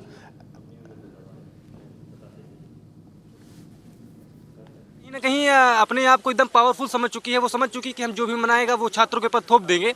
तो उसके लिए हम कहना चाहेंगे कि बहुत चंद्रशेखर प्रधानमंत्री हुए, उन्होंने भी सदन में कहा था कि जिन हाथों में शक्ति भरी है राज तिलक देने की, उन्हीं हाथों में शक्ति है सर उतार लेने की। तो भाजपा को इस बात से सतर्क रहना चाहिए कि छात्र को आपस में लड़ाकर वो जो राजनीति खेल रहे हैं, ये कहीं ना कहीं छात्र हितों पे बहुत बड़ा असर करेगी और ये समाज को बहुत पीछे छोड़कर आगे, मतलब समाज को आगे ले जाने में बहुत विरोध पैदा करेगी। अच्छा, क्या नाम है आपका वैसे? मेरा नाम संजय प्रताप सिंह है, मैं लखनऊ विश्वविद्यालय का छात्र हूँ। क्या इस पर राय है आपकी? मानते हैं कि नियमों में बदलाव और हो या फिर नियम ही खत्म हो जाए, क्या चाहते हैं? देखिए, या तो नियम खत्म हो जाए, अगर नियम ऐसे बने तो नियम में ये भी हो कि जो गलत आरोप, जैसे अखिलेश यादव का, मैं किसी राजनीतिक दल का समर्थक नहीं हूँ, लेकिन अखिलेश यादव का जो बयान था उस बयान का मैं समर्थन करता हूँ कि निर्दोषी बचे नहीं और दोषी बचे नहीं और निर्दोषी फंसे नहीं। तो उसी तरह से अगर कोई ऐसा, जैसे इसमें ये भी था, जो दोषी हैं उन पर कार्रवाई हो, निर्दोष फंसाए न जाए, ये का मानना है।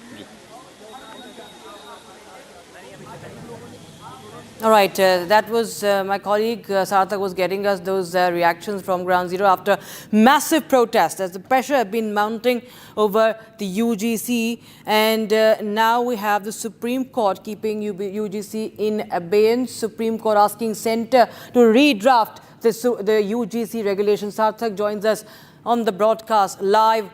Sarthak, well, the sentiment on ground we can clearly see is absolutely against the laws which are being said to be very, very discriminatory. And the the key point here by the Supreme Court is, which has been talked about by the protesters also, that there is no remedial provision.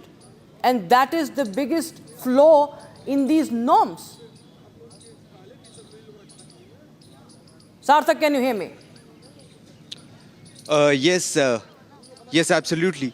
the Supreme Court has also identified these regulations as vague and as unclear. There is a lot of ambiguity that that these regulations create, especially against the general category. It almost presumes that there can be no discrimination against the general category, and therefore they have not been explicitly included in the regulation.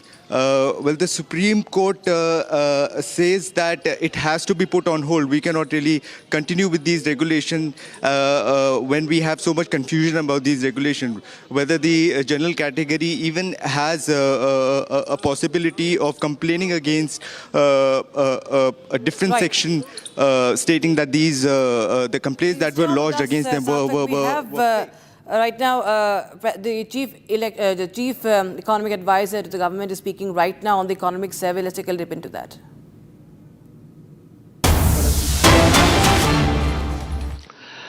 And if you look at the financial sector, we basically had the second decade of the millennium was marked by balance sheet troubles and repair. That is now showing up. The repair process is now well done, and the gross non-performing asset ratio is 2.2%. The net non-performing asset ratio is down from 6% in 2017-18 down to just 0.5%.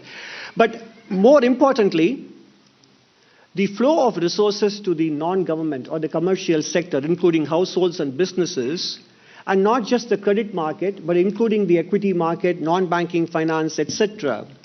The annual growth rate in the last 5 years has been 29%. There is ample resource availability in the system for economic activity and investment spending.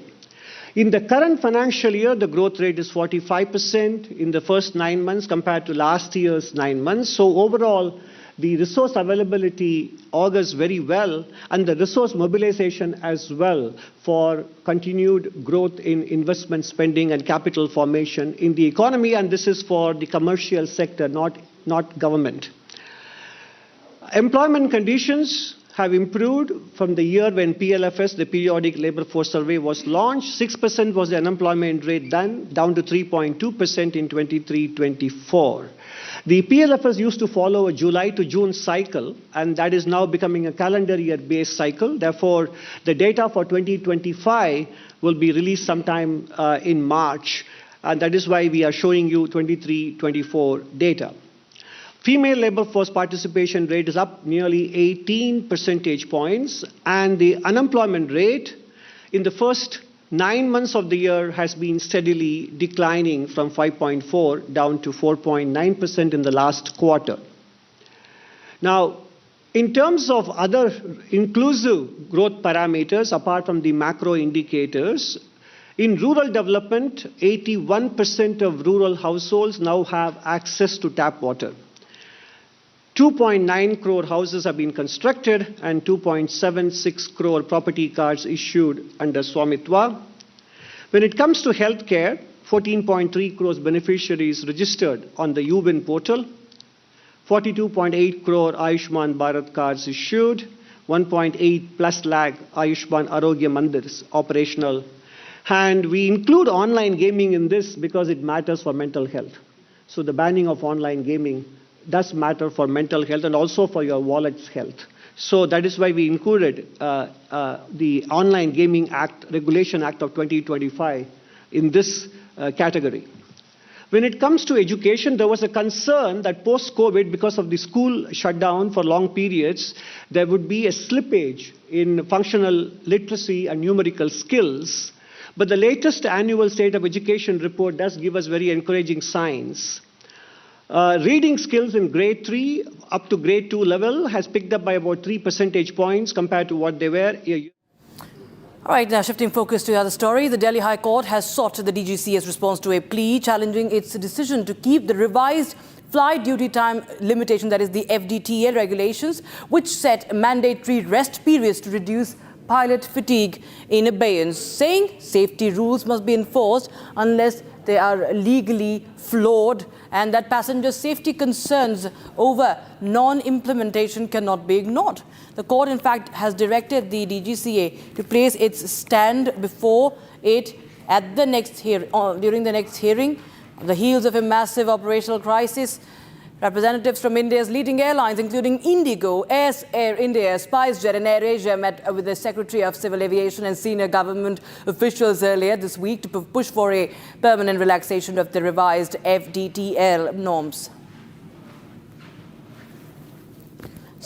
Sarthak joins us live on the broadcast. For most of Sarthak, there is clearly mounting pressure on the DGCA over the FDTL.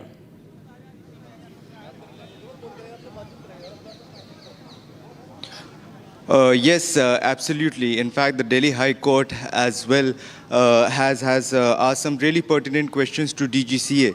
That what was the reason why they did not implement the FDTL rules, and why did they have to put a pause on that?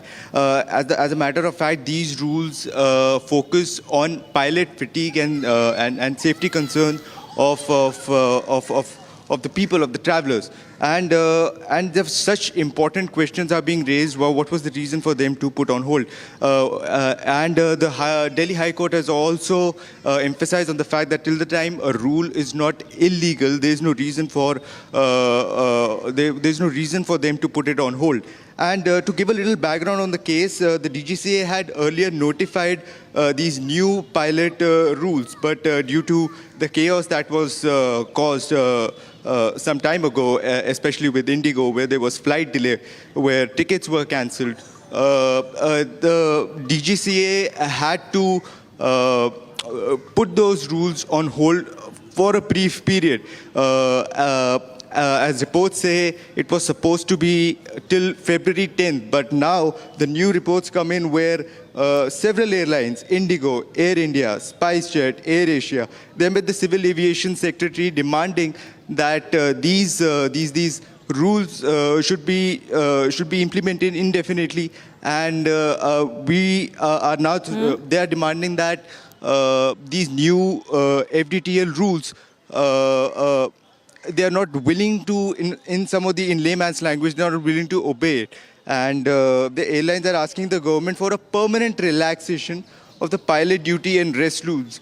They say that there is shortage of pilots that could cause flight delays. They say that recruiting new pilots and increasing the number of active staff members is going to take some time. Therefore, they are demanding that these new set of rules that were supposed to be implemented by DGCA, they should be completely set aside for a while now. All right, thanks, Arthur, for joining us with those details coming in on that story. Shifting focus now, viewers. Pakistan players are planning a black armband protest at the T20 World Cup in India, a move meant to challenge the ICC after the Bangladesh team pulled out. In fact, the Bangladesh Cricket Board pulled their team out of the tournament. And in fact, PCB says that the idea of Pakistan also withdrawing will be in solidarity if it does. It's under consideration, it says, and a final decision will be taken after this week, later this week, expected by tomorrow or by Monday maximum. However, if it does withdraw, as we told you earlier, it will be nobody's loss except Pakistan's.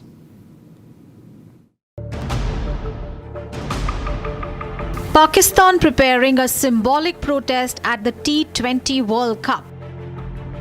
Pakistani players are to wear black armbands to protest ICC's handling of Bangladesh's pullout. However, even this protest needs clearance from the ICC. The developments come after Bangladesh pulled out of the tournament, citing security concerns. The ICC acted as per rules. It replaced Bangladesh to protect the tournament. Scotland was brought in. The competition moved forward. Pakistan says the ICC showed double standards. PCB is also set to send a second letter to the ICC questioning its approach in dealing with the matter. But the ICC maintains Bangladesh withdrew voluntarily. No one was expelled. Still, Pakistan wants to turn the World Cup into a protest platform. Pakistan's own participation is also under question. PCB chairman Mohsin Naqvi posted on social media that a final decision regarding Pakistan's participation will be taken later this week.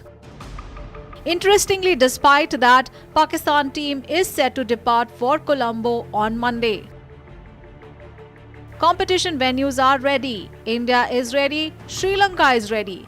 The tournament is ready. The ICC has made one thing clear.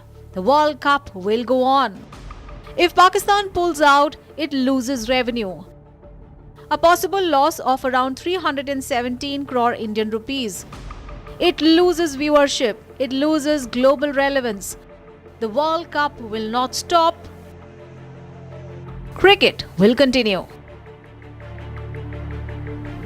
And there's a fresh update coming in on the Sanjay Kapoor legacy battle case. Delhi High Court has now issued summons to Priya Kapoor and 22 other defendants in a suit that has been filed by mother of Sanjay Kapoor, Rani Kapoor, seeking the cancellation of Rani Kapoor Family Trust, the RKFT, valued at several thousand crore rupees. Now, no interim orders for status quo on the trust for now, but that's the latest update we have right now. Sarthak joins us live on the broadcast again. Sarthak, well, earlier we also know that Rani Kapoor has submitted that this trust was created fraudulently so as to keep the mother of Sanjay Kapoor, Rani Kapoor, away and deprive her of of the property. Tell us more details now as far as the sums are concerned, and who are the other defendants in this case?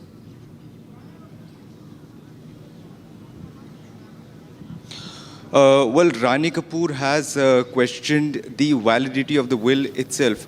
Rani Kapoor, to remind the viewers, some time ago filed a petition in the Delhi High Court where she challenged the validity of the will that was in dispute.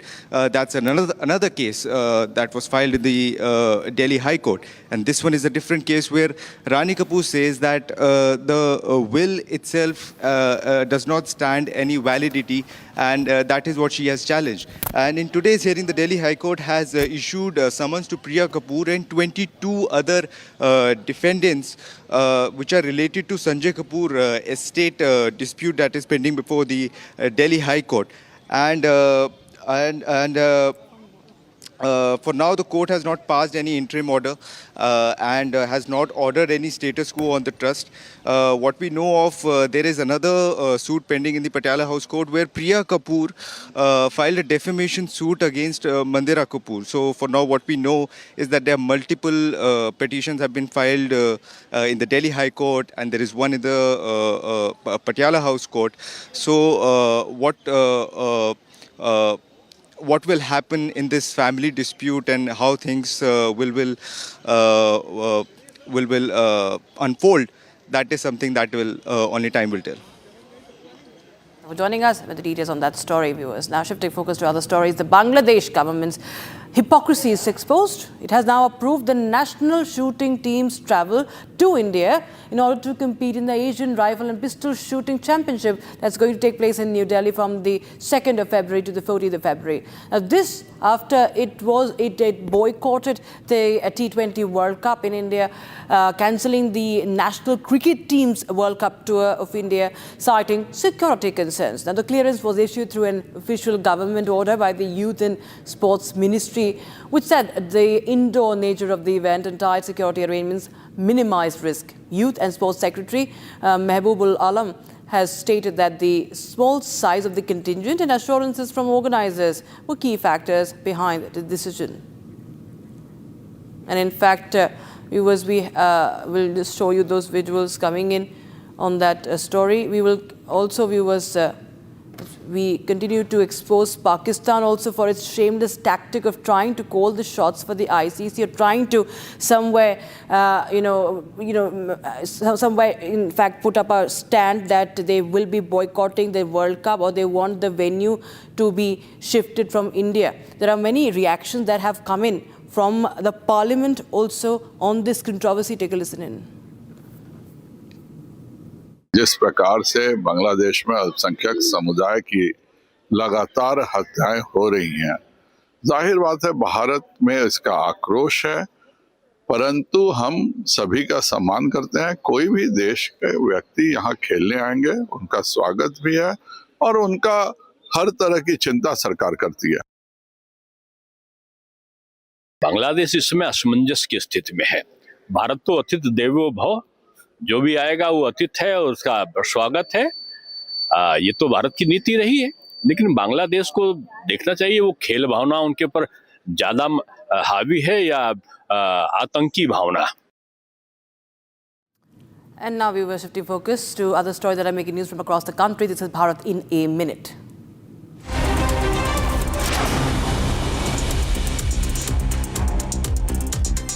Survey in Parliament today. The Economic Survey provides a comprehensive review of the country's current economic situation and future outlook. Union Budget 2026 will be presented this Sunday. Silver prices on Thursday breached the record 4 lakh rupee per kilogram mark in future trades, while gold touched a lifetime high of 1.8 lakh rupees per 10 grams, riding on strong investor demand and record gains in the international markets. The post-mortem examinations of the 2 pilots who were flying the chartered aircraft that crash-landed at Baramati Airport Wednesday morning have been completed. The model remains handed over to the family members for last rites. Among the deceased was Maharashtra Deputy Chief Minister Ajit Pawar.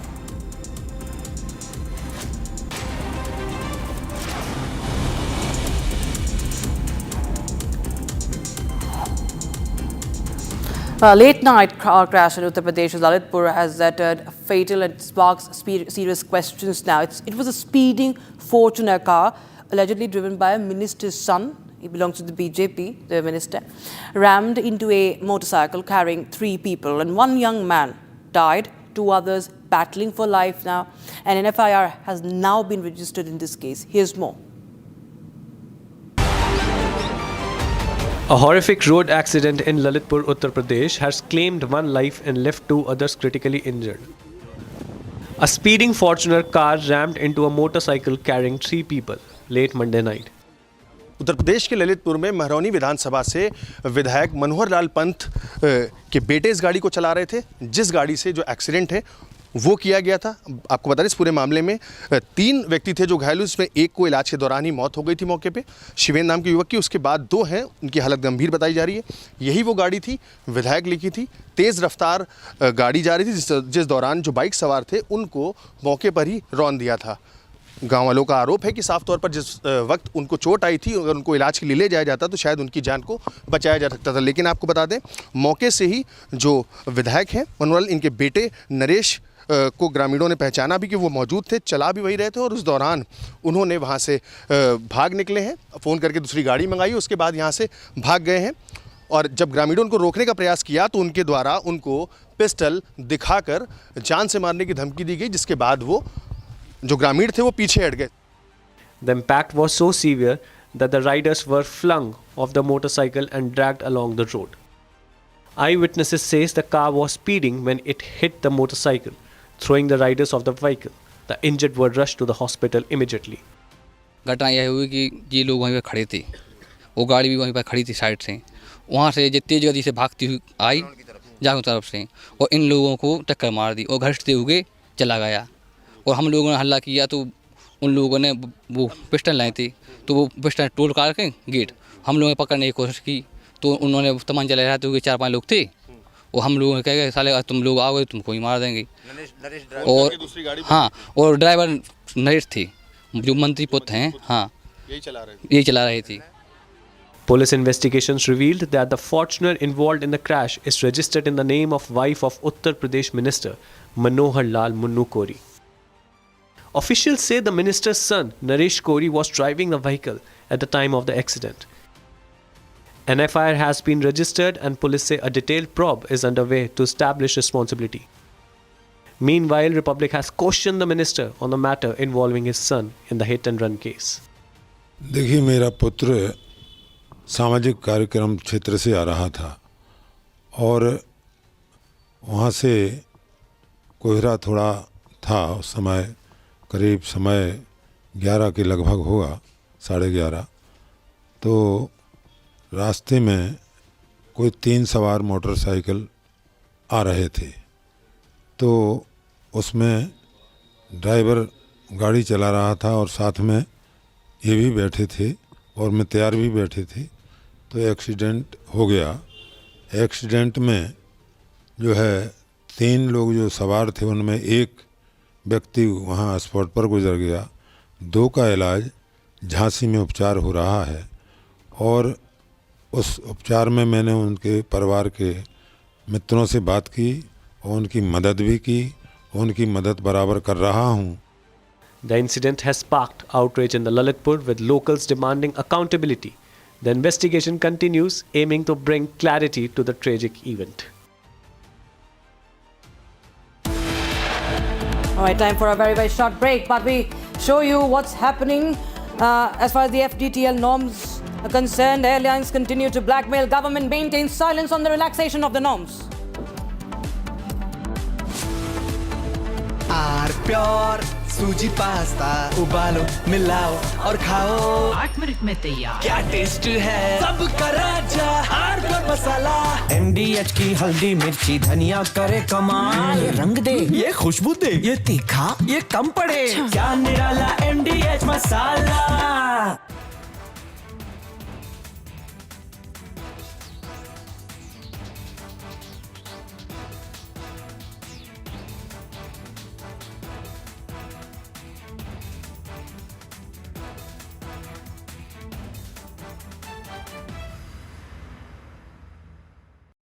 In a major escalation between the White House and Wall Street, President Donald Trump has filed a massive lawsuit against one of the world's most powerful financial institutions.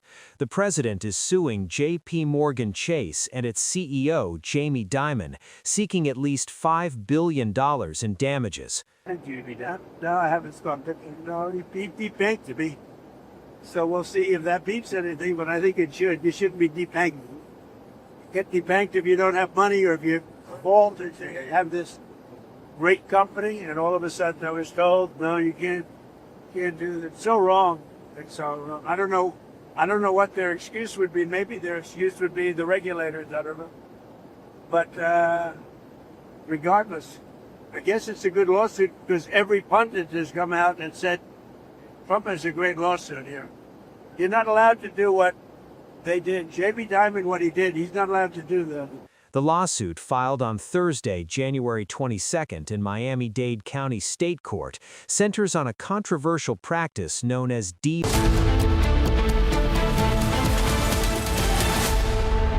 दादी के हाथों का जादू और खुशबू से महकता घर, माँ की मुस्कुराहट और खाने की सुगंध। MDH गरम मसाला, क्योंकि हर रिश्ता है स्वाद से जुड़ा।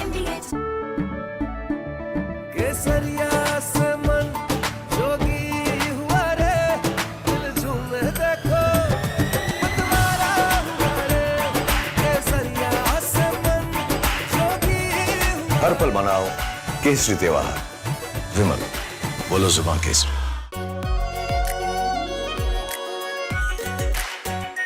Are pure shahi paneer masala, delicious, healthy, everyday. In a major escalation between the White House and Wall Street, President Donald Trump has filed a massive lawsuit against one of the world's most powerful financial institutions. The president is suing J.P. Morgan Chase and its CEO, Jamie Dimon, seeking at least $5 billion in damages. Thank you, no, I haven't got it. No, it beeped debanked to me. So we'll see if that beeps anything, but I think it should. You shouldn't be debanked. Get debanked if you don't have money or if you fall to have this great company, and all of a sudden I was told, no, you can't do that. It's so wrong. It's so wrong. I don't know what their excuse would be. Maybe their excuse would be the regulators. I don't know. But regardless, I guess it's a good lawsuit because every pundit has come out and said. From Asia's largest news headquarters, setting the agenda for Bharat.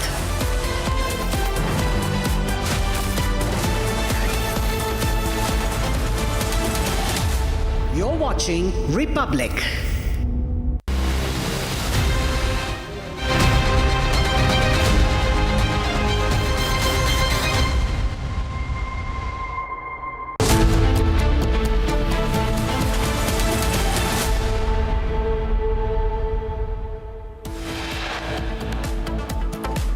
Supreme Court states UGC promotion of equity regulations 2026 says the provisions are prima facie and capable of misuse.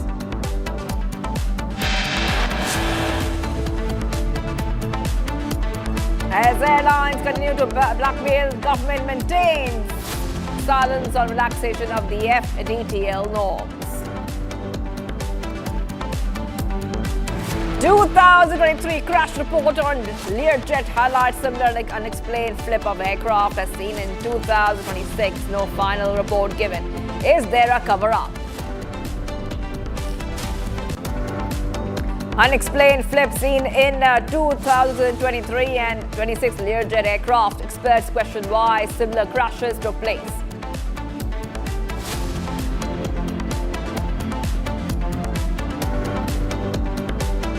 Sanjay Kapoor legacy battle in court. Delhi High Court issues summons to Priya Sachdev and plea filed by Rani Kapoor.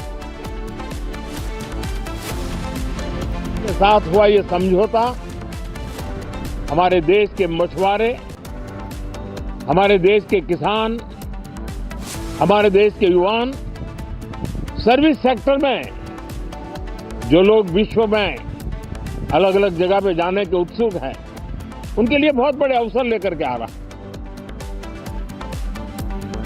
Prime Minister Modi lauds India EU FTA, says deal to script next chapter of India's growth story.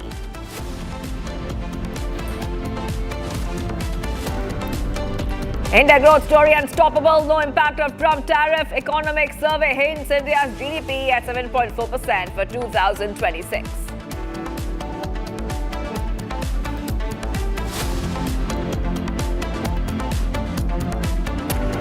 Viewers, we are live and breaking. I'm Shivangi Shukla. Pakistan Cricket Board is preparing to escalate its protest over Bangladesh's removal from the ICC Men's T20 World Cup 2026. Reportedly planning to send a second formal letter to the ICC. The PCB says that if Pakistan participates in the tournament, its players may wear black armbands as a symbolic protest against expulsion.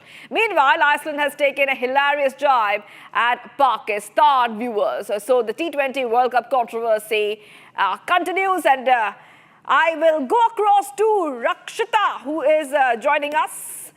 Rakshita, first I would like to talk a little bit more about the letter ICC, which says very clearly by Iceland cricket has confirmed to ICC that if Pakistan boycotts the tournament now, they will not be able to replace the men in green, and that letter is basically roasting Pakistan. Yes, I mean, Iceland cricket Twitter handle is actually known for such jibes. It's always in humor. We see it. There have been many such tweets in the past, but this time it's actually taken on the Pakistan very much. It's a swipe at the delay in confirming. We've seen the entire boycott drama, the theatrics, the antics of Pakistan that has been going on for the past 10 days. They're still not confirming as to they want to play or not. Not that anybody cares, but Iceland cricket. Iceland is not even part of the ICC. It's just taking a jibe at Pakistan, saying that we are waiting to replace you. Please confirm soon, otherwise there will be logistical issues. In fact, in order to just add to the humor, it also shared some travel plans also. It also shared a screenshot of travel plans of a ticket as well, of booking tickets, and they're saying that it will be very late if they do not confirm soon. Earlier Scotland replaced Bangladesh after Pakistan had incited Bangladesh enough for a boycott, and Bangladesh was shown the door, and now Pakistan is also trying to probably looking for that sort of an exit. At least it's signing up for it, if what we see by the theatrics, because it's not going to be benefiting Pakistan in any which way. And that's why now Iceland cricket, which is known for such pulling up jokes on cricket and cricketers, it's also come up with another sort of a tweet that way. That's right. So the PCB, Rakshita, will be taking a call very soon, within this week, whether they will play or they will not play. So a huge suspense there, Rakshita. What can sports lovers and cricket fans anticipate next? Well, the thing is, Pakistan stands to lose, be it from the broadcasters. It will be sued more than $30 million That is something that Pakistan cannot actually afford. Nor Pakistan can afford to, in fact, also let go of the participation fee or even the freezing of revenue that the ICC can very well do. So Pakistan is just trying to show that, it's just an attempt at grandstanding, which is completely hollow. It's going to ring very, very hollow, and it's not going to happen. It is just a drama of meetings, just some meetings that are going on, and they continue to go on till the time they make some more demands. They are making demands like they want to wear those black armbands. Now, for what we do not know, a terror state wearing black armbands, and remember those, that's also something that comes under the purview of the ICC. The ICC has to grant permission for such a so-called protest, what they are attempting to do, which